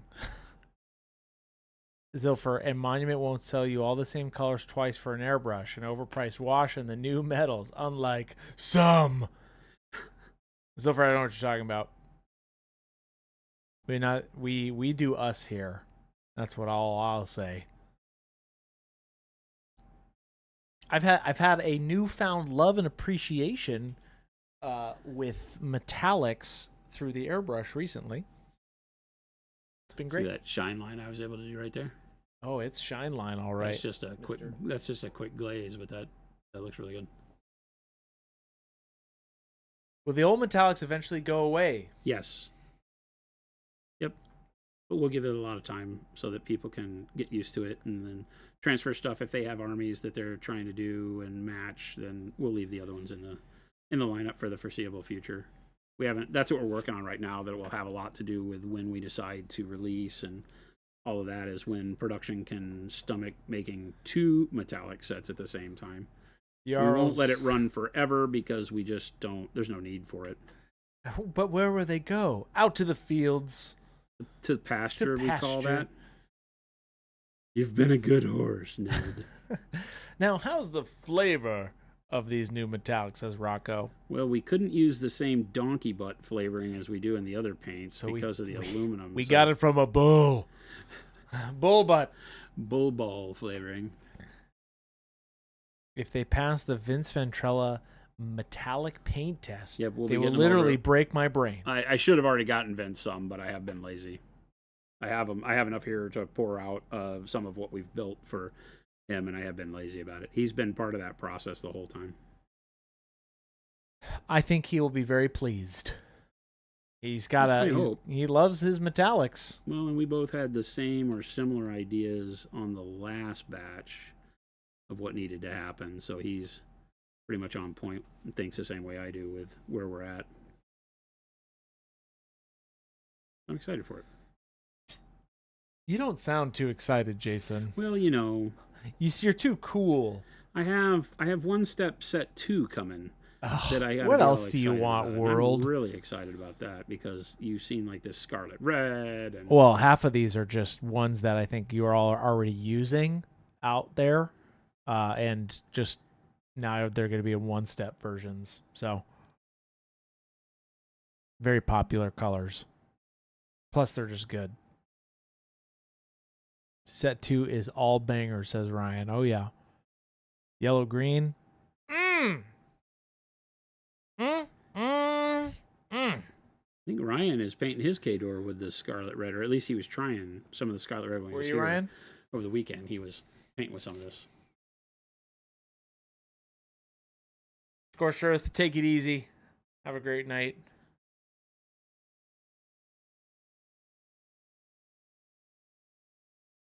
Look at the paint on my hand. I know. I was about to say the plating is. I'm not putting near enough on the model to get the effect, but look at where it is on my thumb. The plating's pretty wild. Just edge highlighting with it is having such an effect, though, because it's so bright. It really does give instantly gives you the reality of metal. Because if you had a rusty plate and that rusty plate's edges were banged up, then it would be exactly like this, because that banging polishes the edge, and that's exactly what we're doing here. It's just the edges on these models are so small. You want them to be bigger or broader so you can get more of this effect because of how good it looks. But this is pretty amazing. It is pretty cool. I do want to see that Payne's Gray over some of these. Payne's Gray wash is awesome. Okay, I'll do it. Ryan, he's going to do it for us. Not if you keep doing that. I mean, serious business. I guess it would be cool. I mean, it would be average, I suppose. Did you literally just do that? You're like, I mean, what I meant to say was what I meant to say it would was, be okay if I you think if decided I to do it. Going to put Michael Woodward, going to put my daughter to bed. Take it easy. Have Mike, a good night. to see you, man. You'll hear from me soon, by the way. Oh, well. He's gonna get to it, Ryan. Don't you worry. Ryan said, I did give it a go on 2 shoulder pads of the K-Door, but went back to my black and red transparent mix for everything. Okay. Because he didn't have Scarlet to play with. Oh. He was worried about not having enough. I said he could use it every time he wanted to. He just had to come here and do it. And he was, I don't want to hang out with you. Is that what Ryan's voice is? Yeah. Oh, I just want to hang out with you. I didn't want to hang out with you. That's what he sounds like. Have you not hung out with him very much? Because that's exactly what he sounds like. I have hung out exactly where words out of my mouth. Exact words out of my mouth. I don't want to hang out with you. Oh, it's windy. I'm like, who's at the door now? It leaves. It's the stuff. It sounds like somebody's running around. Yeah, it sounds like in a haboob. Yeah. What? It sounds like in saying that word. Haboob? Yeah. Why? Because it has boob in it. It's Chris is literally the teenager who found the first Playboy magazine he's ever seen. He's like, oh my god, boob. Don't say it. Oh. Oh my. Heading out to a non-metallic class at GW's Warhammer Open in Tacoma. Spaznet, take it easy. Have a good class. Have a good one, man. Enjoy. Who's teaching it? My mom. See, you do it to yourself, and then you bitch about us saying it. It's infectious. Odin Kane. Stop. Just stop. Beep boop. Beep boop is all I hear when Chris is talking, says Big Bob. Good. Turns out that Chris is AI. Beep boop. Pretty close. I'd go to any class taught by Chris's mom. Ghost Hunter, I'll ban you. You know what? Chris's mom is awesome. She's freaking awesome. She's all She right. is just a dynamite personality. She's got a lot going on. You can see, I mean, she was here on stream. If you were here on stream, you see it. We know where Chris got it. She was just the portal. Blame Chris's mom for everything Chris is. Because I guarantee you meet his dad, and his dad is docile and like super fun and doesn't ever go hoopty-hoopty-hoo. He's never in his life said hoopty-hoopty-hoo. I want you to look at what we just did by putting a shine line on these bronze spots. And look at this right here. Oh, boy. There's no trick of the camera. I'm only edge highlighting. And look at what that bright edge highlight does to the simple bronze that we put on there. It just brings it to life. It's awesome. Yeah. One little bright spot. No, we're not getting her to produce. Oh, she would love it. She would say, no, and then she would love it. Yeah, Chris, did you just call your mom the portal? I did. How do you mix shadow/highlight with metallics? I always slather on the color and call it a day. Great question, Mr. Blue. So it depends, right? Yeah, like that. Like look at that It's shine perfect. right there on the carapace. Whoop, Zoink. Mixing shadows for me, like if you've seen what I've been doing today, or if you just jumped in, you can go back and look. I did a coating of our one step dark brown. So it's a contrasty style paint.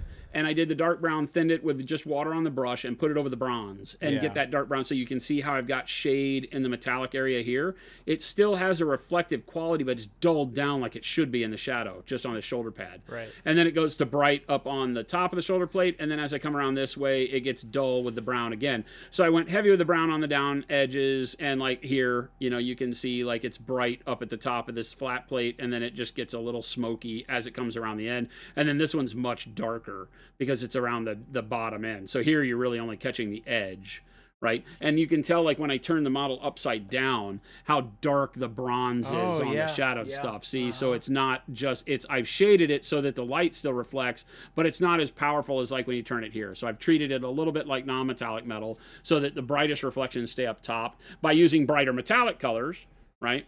On the bright side, and you can mix those either with something like our metallic medium into it, or just, you know, getting a brighter version of it. Here we're using bronze and light bronze for the bronze stuff, and dark silver and silver on the metallic bits. And I did the same thing. I put a wash on them to shade, but I don't just put the wash on and let it sit in the recesses. I put the wash on and I guide it where I need it, like the darkness down along the bottom of those smokestacks. See? Right? So that gives me a shade there. And when I'm doing like these circular bits, right, I'm shading. See, that one is shaded at the bottom. So I'm painting with the wash to pull it down to where I want it, so it leaves less at the top, more at the bottom. That's not always the way gravity wants to work. It depends on the shape of the model. But that's what I'm doing. And then I'm highlighting back over the top of it once I've got that done. So that's really it. For something when I'm painting fast like this, that's the simple way. Yeah. Because right now this model is pretty much done. I need to do the glow of the eyes. And then, you know, I think we're pretty golden. You're gonna do glow of the eyes? Yeah, I'm gonna do the glow. We'll do green. Green. I think these guys want green. I did blue on these guys, right? Yeah, they blue. Blue on the purple, bro. Oh yeah. Their inners working. Yeah, because Signar is like electrical. This is like the Storm, whatever they're called. So all of their stuff is like, you know, blue electrical stuff. I dig it. So we'll do green on this guy. I dig it. Which means we paint with white. Is it still a combo of color you're glazing and the matting agent in the paint that dull it? The color and the matting agent will have an effect, right? The more matte the color is, the more it will dull the metallic. So yes, that's a big point. But color, you know, you want a darker color to shade it, and then the matte to take the shine of the metallic away. The shade itself can darken the metallic, but keep the shine coming through if it's a glossy version of it, right? Yeah. Good God, man, that's insane. It is really bright. Like I can't see the white over it. Striker says, I want to learn non-metallic metal. Any suggestions for bronze to start with for non-metallic metal? Bronze. Yeah, I have been. Oh, I got a Gunner. A Gunner. A Schlanky. A Schlinky. I've been doing bronze here. I did dark green brown to orange brown to khaki, and then to bright ivory, right? And so this is the dark green brown with the orange brown over it, and then over here you can see just the dark green brown. I'm in various stages of disrepair on this guy. Yeah. But dark green brown as a base is a great base for bronze. And then the orange brown gives it a little bit of life, and then the khaki dulls it back out again, right, and gives you this feel that is much different than gold. You know, here's bronze metallic, and then here's the bronze I'm painting with the non-metallic, and you can see how they register pretty well. Yeah, the same, right? Yeah, very similar. That's a big model. I always forget how. Yeah, big the Death Jack is huge. He's a character 80 millimeter base, right? Big difference. So my cricks, I'm doing the non-metallic bronze on those guys, and you can see how it reads a lot different than gold. Oh, yep. And then also look at the axe too, right? Yeah. That's more of like a rubbed bronze or something. Yeah, this was like oiled bronze. This we did with like dark golden brown and orange brown and khaki. Same kind of color scheme. I just didn't start with the green on it. I started with a brown. Right, so you can do that. It'll look more oiled and dirty, like on this area. Andrew Williams, when will the metallics be available? TBD, right, Jason? Yeah. TBD. We'll let you know, though. Might Make be sure end of you year, us. might be beginning of the year. We'll see. We'll see. We'll get him out there. Oh, been talking too much. Dried up. Yeah. I need to use the restroom. What are you gonna do? Is it number 1 or number 2, Chris? I have to one. He said he'll take a number 1 to go. That's what he said as he was walking off.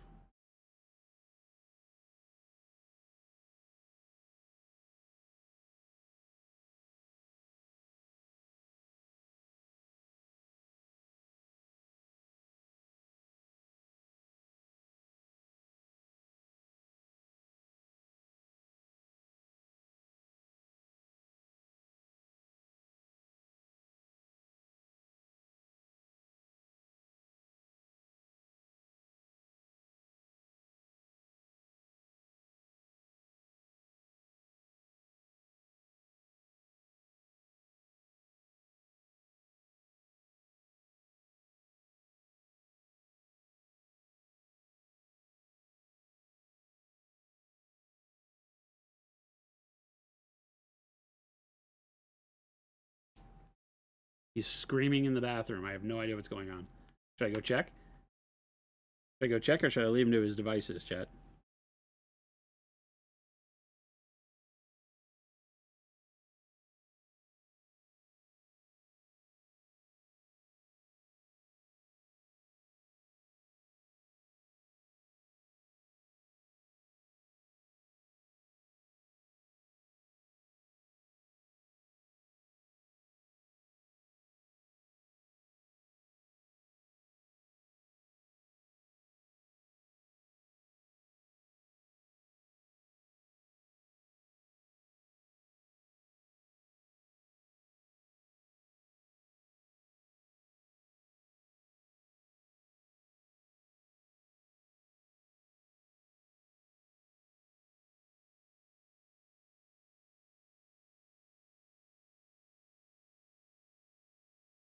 What were you screaming about? I was screaming? I heard like a whoa. Was that you? No. We've been talking about the Twilight Zone too much. I asked chat. I said he's screaming. Should I leave him to his devices? Oh, I blew my nose. Oh, that's what it was. My It was elephant. like a My elephant mating No, that call. makes sense. Not your elephant mating call. That makes sense. Yeah, okay, that makes sense. I was like, he's screaming, chat. Hold on one What second. should I do? Jason, we have technology, right? Let me see this. Air horn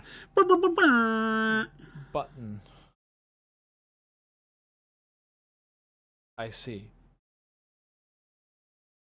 Very interesting. Why do I not like where this is headed? Interesting. Why do I not like where this is headed at all? The office is haunted. It's just my ghost following me in here. Why do I not like where this is headed at all? Period.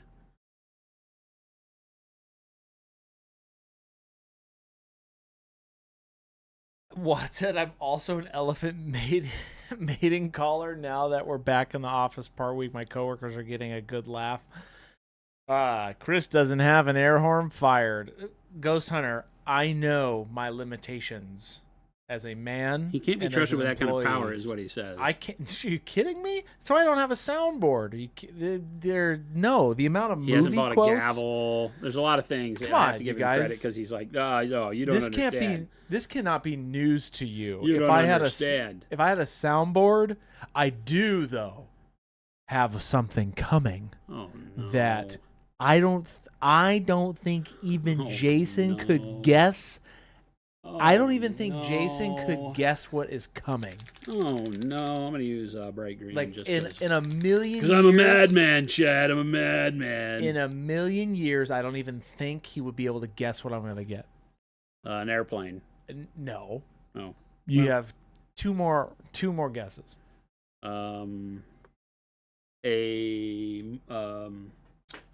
It's the one where it has the electric field where you put your hand next to it and it goes. No, but we need that. All right, yeah. Your what that's last called. guess. What do you think I've got coming, Jason? I have no idea.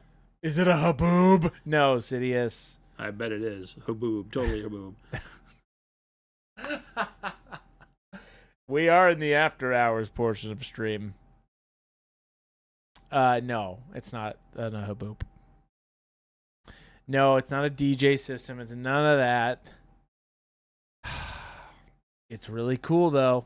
So I painted this base green. Okay. Or I've painted it white, and then I'm going back in with bright green, very wet bright green, so that I can just kind of touch it, and it flows into the recesses there. Yeah. And I'll extend it out a little bit. Ooh, not that far, though.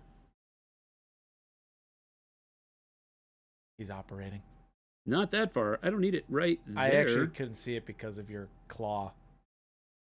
We don't see what you did. Good.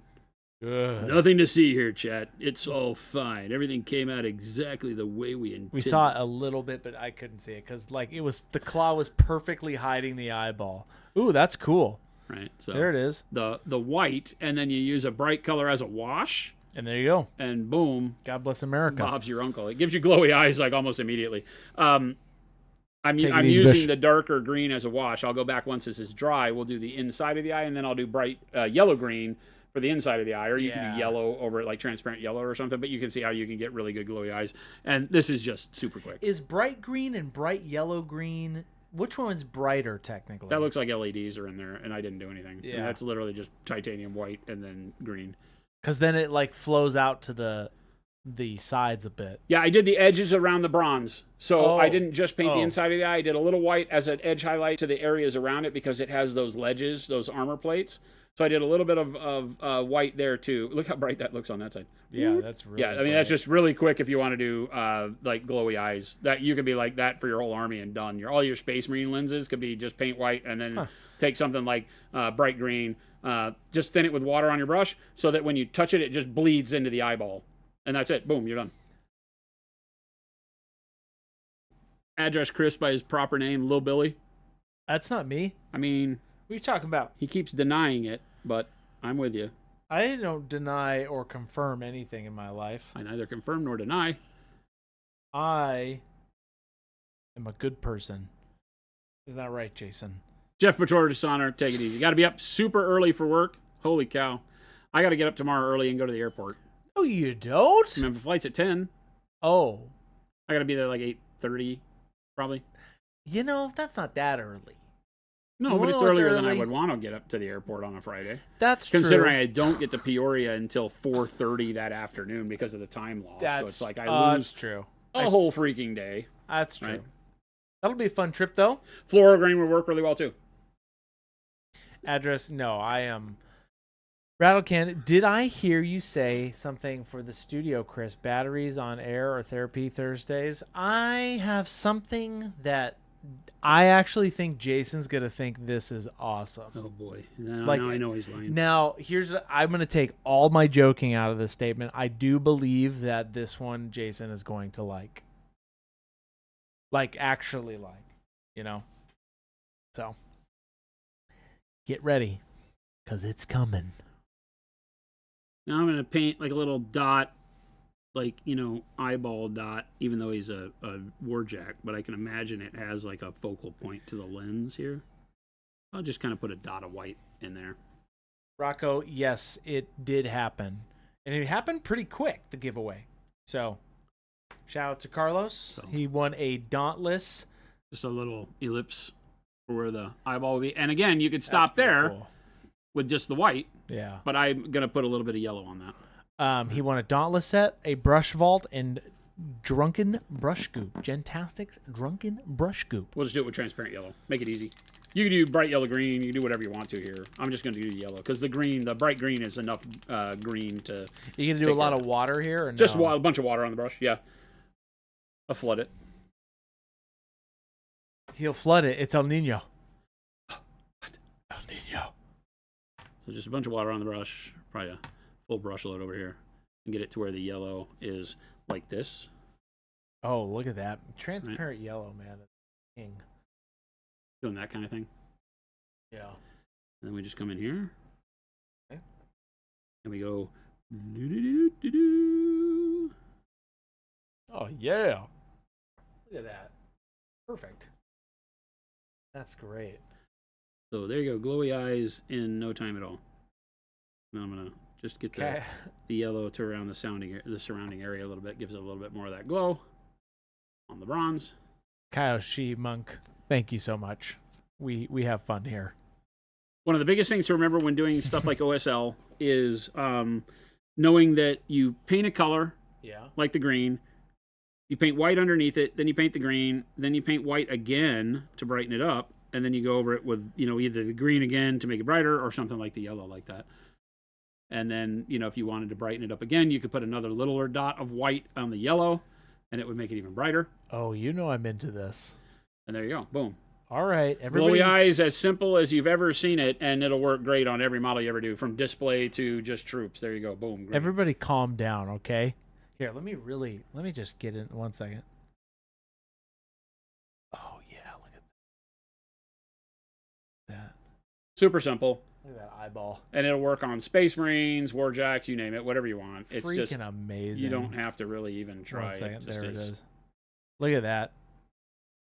We're really in there. We're really zoomed in. And you can see how I put the white on the top of the bronze ledge there. Yeah. But you separate it and do it like an edge highlight so that the dark green gets in between it, so it separates it out for the glow part and what the eye is. So, same thing over here. Enhance, enhance, enhance. Yeah.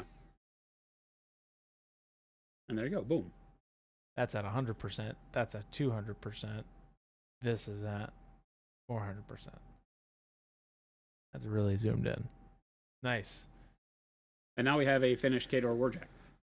Other than basing, we need to base them, but this will be the way that I'm painting the army, and so this whole army will go together like this. The humanoids will have like some skin and other colors that we have to work in, but for the bulk of the army, this is it. We're just going pure red. I think that they use a lot of black on theirs, and I like that, but I really wanted to go just full on red. How are you going to base these guys? I don't know. Like green? Maybe dirt and snow. I think I might do some snow on it. I think I might do some snow on them just because there's so much red and bronze and stuff, so the snow could help to balance out some of the color temperature. Snow would be cool. Some dead little plants.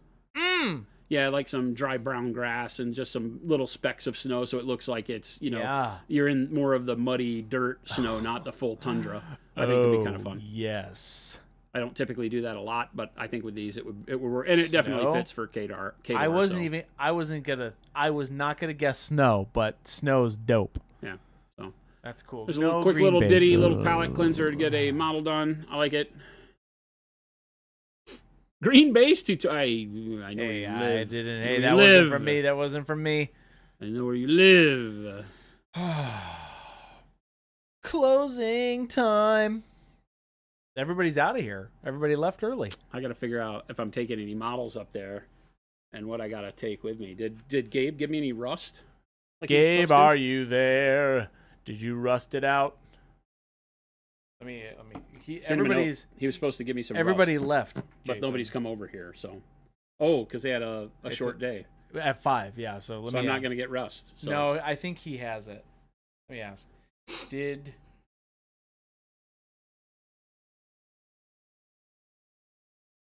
Nice, David. Did you get... do you prefer to paint with the base already glued to the model, or it depends? Most of the time I paint without the base because I feel like it bothers more than it helps. I always put them on there because it lets me have something to put my finger on other than the model, right? Yeah. I'm holding this, and then the base rim is generally bigger than the footrest. I don't know. It just makes sense for me. So I typically put them on the base. I also don't want to have to drill and pin feet and stick them on things. So for me, this is much easier. Glue it on the base. The base sticks to the court with poster tack, and then we're done. It's just too easy. So that's what I typically do. This looks great. I'm really actually excited for that snow base because I think it'll just be really cool and different. Yeah, I think the metallics turned out good on this. It looks really good. Once you get the red highlighted and all that stuff, then the metallics really come in. The wash on the metallics that we did with the one step helped to give us a lot more volume and depth on those. And then that final punch of the highlight on the bronze is really good. I may go back with the silver, the new silver on the dark silver too, because that'll brighten that up. Brighten those claws a little bit. Oh, somebody wanted to see the silver with the Payne's Gray. Yeah, that's my boy. My son, Ryan. All right. Payne's Gray. All right, I'm doing it. I abandoned my boy. I abandoned my child. I'm doing it. I got Payne's Gray Wash here. I have a milkshake. I got a bunch of Payne's Gray Wash here. It's been sitting here the whole show, so hopefully it's gotten to where it's a little bit more opaque because I thinned it down. But oh yeah, Ryan, hopefully you're out there. Gosh darn it. Oh, Gandalf. Oh yeah, that's dope. Ryan says I'm still here. Good, good. Oh yeah. Come on now. That's dope. Look at that, lad. That's cool. What do you think, Jason? I mean, yeah. Over the moon. I'm having a. Oh yeah, look I'm at having that. a moment right now. That's cool. I'm into that. That'll look good over the white gold too. Look at that. That's cool. Ryan said, "Ridiculous, ridiculous." Oh yeah, it's redonkulous. Whatever you're painting silver just is done. That easy. Right? Oh yeah, 100%. Oh yeah, that's just. That's the magic. Payne's Gray Wash thinned down quite a bit, but it's been sitting here curing for the whole show because we did that one of the first things today. So it's a little bit more opaque. So I think thinning it down is probably good because it gives it the nice ability to do just a really good kind of filter pass on stuff. You can treat it more painter-like. But that's fantastic. Yeah, that's cool. That's cool. Like I said, the brightness of these metallics makes them so much more receptive to shading because you get such a bigger amount of contrast than the previous or anybody else's metallics, right? Dude, yeah. Ghost Hunter, you're spot on. What in the Gray Knights? You're just done. Yeah. Right? You're like literally just done. Do that and then just paint the rest of the bits and you can be done. You ever get a rock in your shoe, Jason? I have gotten rocks in my shoes before, Chris. I don't know that I've ever had it happen while I'm inside in a place with no rocks. Yeah, something's up. Something is terribly wrong here. It must be on one of your freaking fortune cookie things. My rocky sides? No, it's on one of your fortune cookie papers. Jason. There shall be rocks in your future. Don't you joke about that. Don't you joke. There shall be rocks in your future.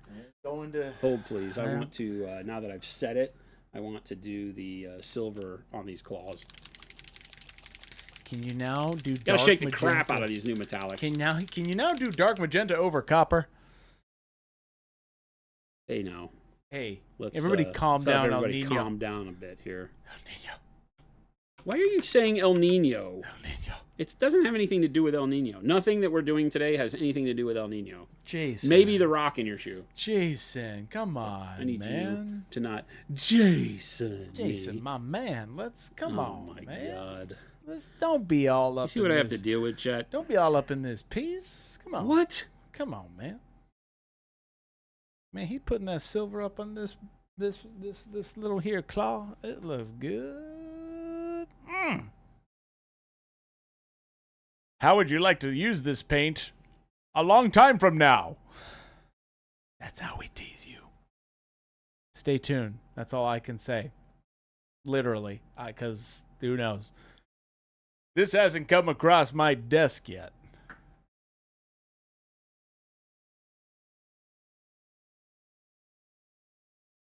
Let me. You can keep. You want to keep going? No, I just want to do this silver and then we can be done. Oh, okay. I want to call Gabe. I'll be right yeah, if you can. I'm supposed to take that.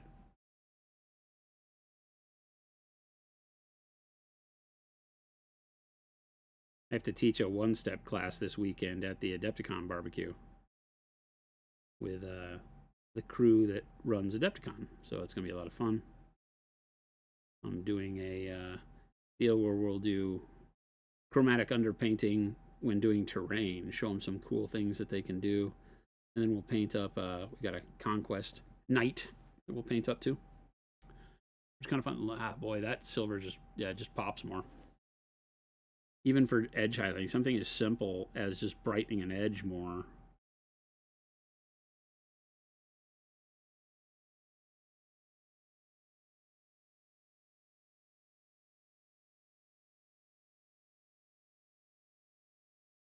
Just like that, even without doing anything on the surface, just leaving the surface dull with the wash, but just catching the edge with that much contrast has such a big effect on those claws.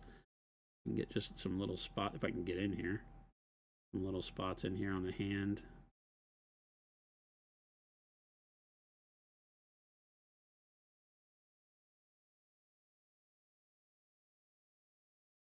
Pull those knuckles out just a little bit. I'm going to get carried away and we're going to do the whole model this way. I know it. I knew this was a possibility. I signed up for it. I did it anyway.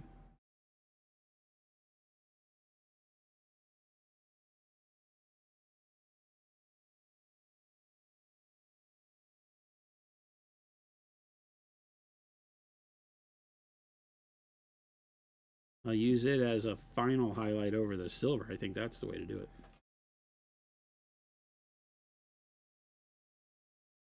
Oh. Yeah. Oh. Right? Like a spot highlight. I don't know that I'll do this on all Gabe the models, is going to bring it to you. Oh, he's here? He's still at the office? No. Does he have it? He turned around. Okay. And he's bringing it to you. That sucks. But, Chris, you aren't too much. You're the right amount of much. Super duper. That's the nicest thing I've ever heard. Yeah, he wants something. Hey, Chris, you're not too much. You're the right amount of much, all right?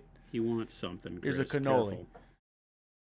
Super duper. We're going to be playing some games tomorrow. He's going to show up and he's going to be like, okay, you know how I've been nice to you?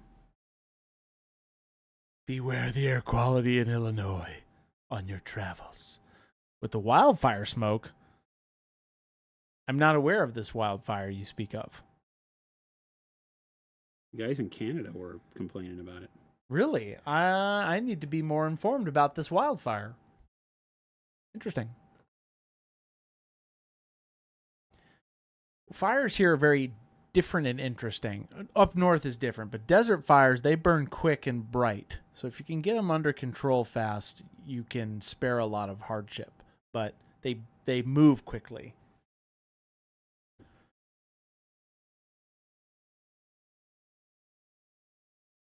Watt says it's from Canada and the smoke has moved south.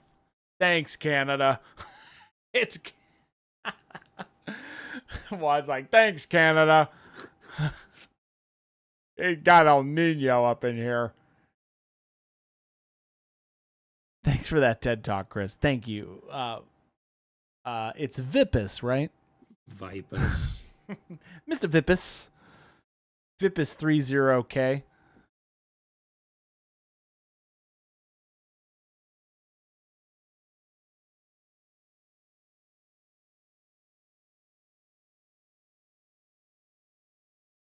Thanks.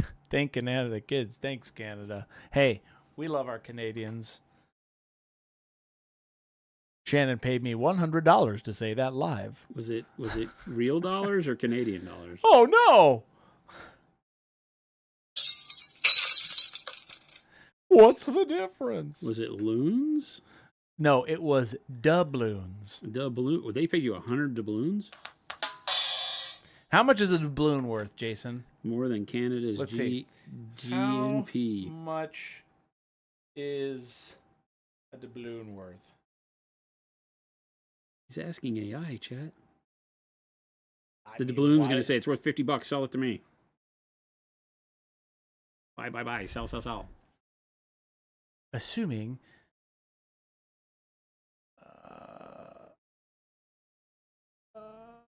I don't know.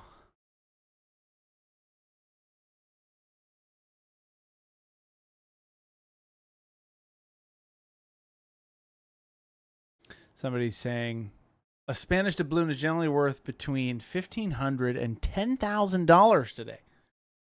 My goodness. It's just weight of gold. And then I guess there's probably some collector quality. You know what? Right? Here's a fun fact about Chris that not a lot of people know. I love old coins. Yeah.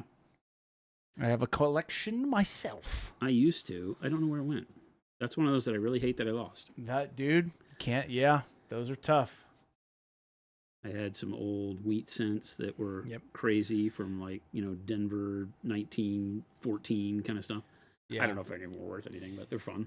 It was fun to have. I had them in those blue folders that have the little cutouts for pennies that you push them in. Yeah. When you collect the dates. I have those. Yeah, it was like in all these things, and I don't think they exist in my life anymore. They must have gotten lost along the way.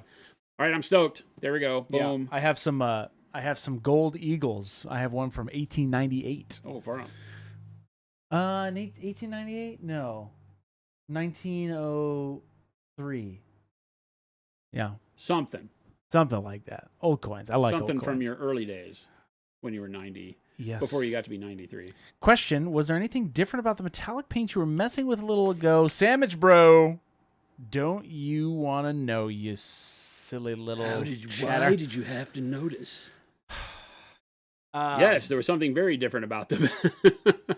Look at that. It's like you put tinfoil on your finger. Yeah, and the nice thing is that the only texture is my skin. Yeah. It really does look like. Look at that! You can't even see the. That's what I'm saying. You put tinfoil on your hand. Look at that. Wild. They're nuts. They really are. I mean, when here's the ones that we did the wash on after the wash dries, you can see how shiny they still are. Oh, this right here, as silly as that sounds, makes me want. It makes me want to play Gray Knights. Just because I have a paint scheme for it. Rattlecan, thank you. Without any wash on them, they're basically just like silly, freaking painting liquid metal. Them. They're insane. Yeah. Yeah, Rattlecan. It's like a little thing that my grandfather and my dad have been doing for years, so it just passed on to me. These are incredible. That was the dark brown one step over the light bronze. I thought it was petroleum wash. Petroleum wash. Sorry, that was petroleum wash over the light bronze. Look how shiny it looks. Yeah. Through the wash. Yeah. Yep. Through the wash, it didn't dumb it down. It didn't dull it down. No, I mean it did, but because it's so bright to start with. Not much though. Yeah. I mean you can tell the difference how bright the head is where we didn't put the wash versus here.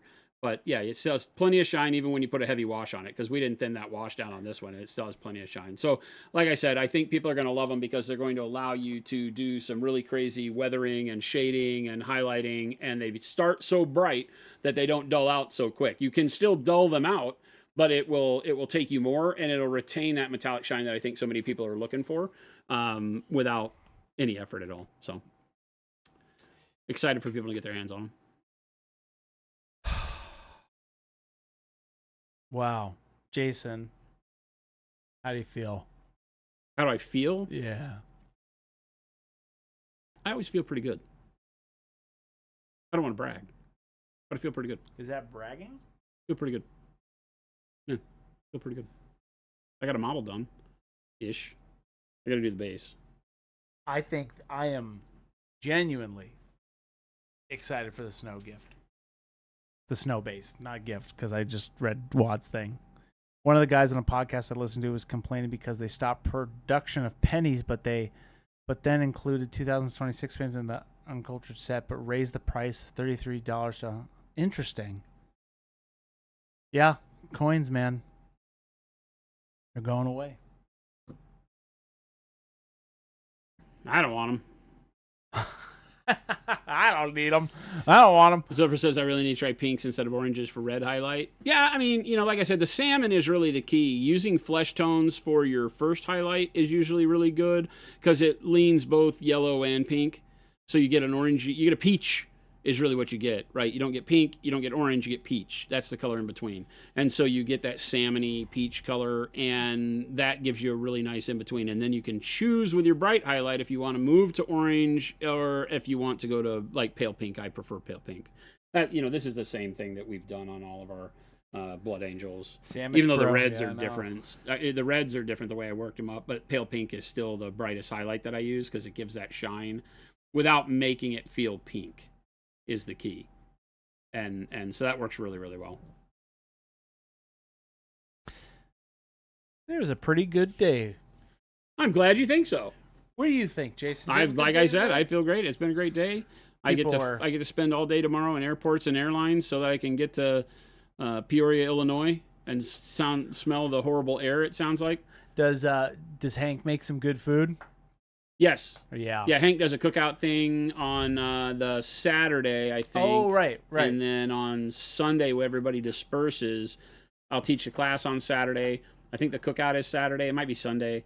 And then one of those nights, he usually goes out and gets, what's the Chicago hot dog place? that everybody likes? Oh, With the everybody's gonna say it cake right shake. now. I forget it. With the cake shake. Somebody say it. They make a better burger than anything else, and I don't do the cake shake. But he last year took us out and we did that. So Portillo's, yeah. Portillo's. Yep. Portillo's. Tell the pilots to do a barrel roll. I will. As soon as Do I a come out, I barrel say, roll. how much do I have to pay to get a barrel roll? Slippy, get back here. And see if they laugh. Generally, they don't laugh. Sleepy, watch out. Bogey on your tail. That's a whole world that doesn't have much of a sense of humor when you talk about stuff like that. So Oh, help me. Portillo's is the AZ version. It's Portillo's. Yeah, Cake Shake. Is that same cake shake that one? That's one of my stripper names. I don't know. That's his stripper name. Cake Shake. Yeah, Portillo's is overrated. I don't think it's very good. It's not horrible, but it's just not something I normally think about. But the burger was good last time. We got a good burger, and it was just a burger. I'll show you a Cake Shake. But holy cow, a lot of the people at the thing got like the large chocolate cake shake or whatever it was, and I'm like, what? It came in like a gallon jug. What? Like, no. That's like wild. Yeah. Oh, this was good. Portillo's, yes. Alrighty, buddy. Thank you so much for hanging out with us, gang. Watching some paint dry. We got a model to what I think I'm happy with this army looking like. I would be very pleased to have all the models on the table look like this. So I think we're stoked. We know what it's going to do. It's very simple. I mean, it's literally red, bronze, silver, and then a poke of green on the eyes. So for the jacks, it'll be easy. For everything else, we'll have to add a little bit more color because they have cloth and fur and things like that on the humanoids. But we'll get to that when we get to it. And but we know the basic scheme right now, the red is very easy to do. That's the bulk of what it is. This will look good on the Colossal because the Colossal is this times about 10. It's just huge. It's on a 120 mil base instead of a 50. So we got to get him built and put together and have a lot of fun with the Khador stuff. And remember, tomorrow we are off, but we're back on Monday with me and Jordan doing some orcs. We're going to finish up that beautiful orc workup he's been working on so that you guys can paint your orcs. Yep. So thank you for hanging tight with us this week as we have missed a couple of days because I won't be here tomorrow like Chris said. So Jen and I are off from streaming. And yesterday we had our corporate meeting, our quarterly corporate meeting. So that's right. But next week I'll be back on Tuesday. But Jordan and Chris will be taking care of Monday, locking it down with some orc painting. And then starting Tuesday we'll get back.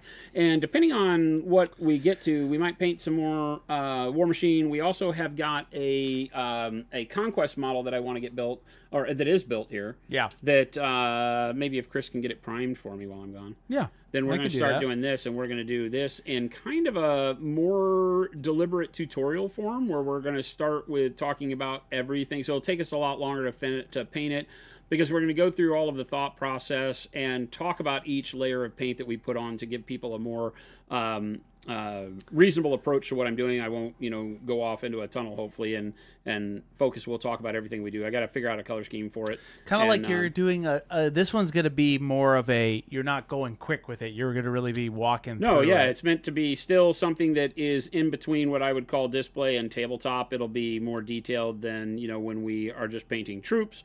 What's the name of this model? I have no idea. I don't remember. It's one of their new ones. It's Weaver Quartz. Go look it up. Heck, I mean, this would be an opportunity to paint along if you want to get one. Yeah. So, I mean, this is the way. We're doing that, and then we're going to release, if all goes well, we'll do the tutorial that we'll release along with Parabellum. They'll put it out into the world for people to follow.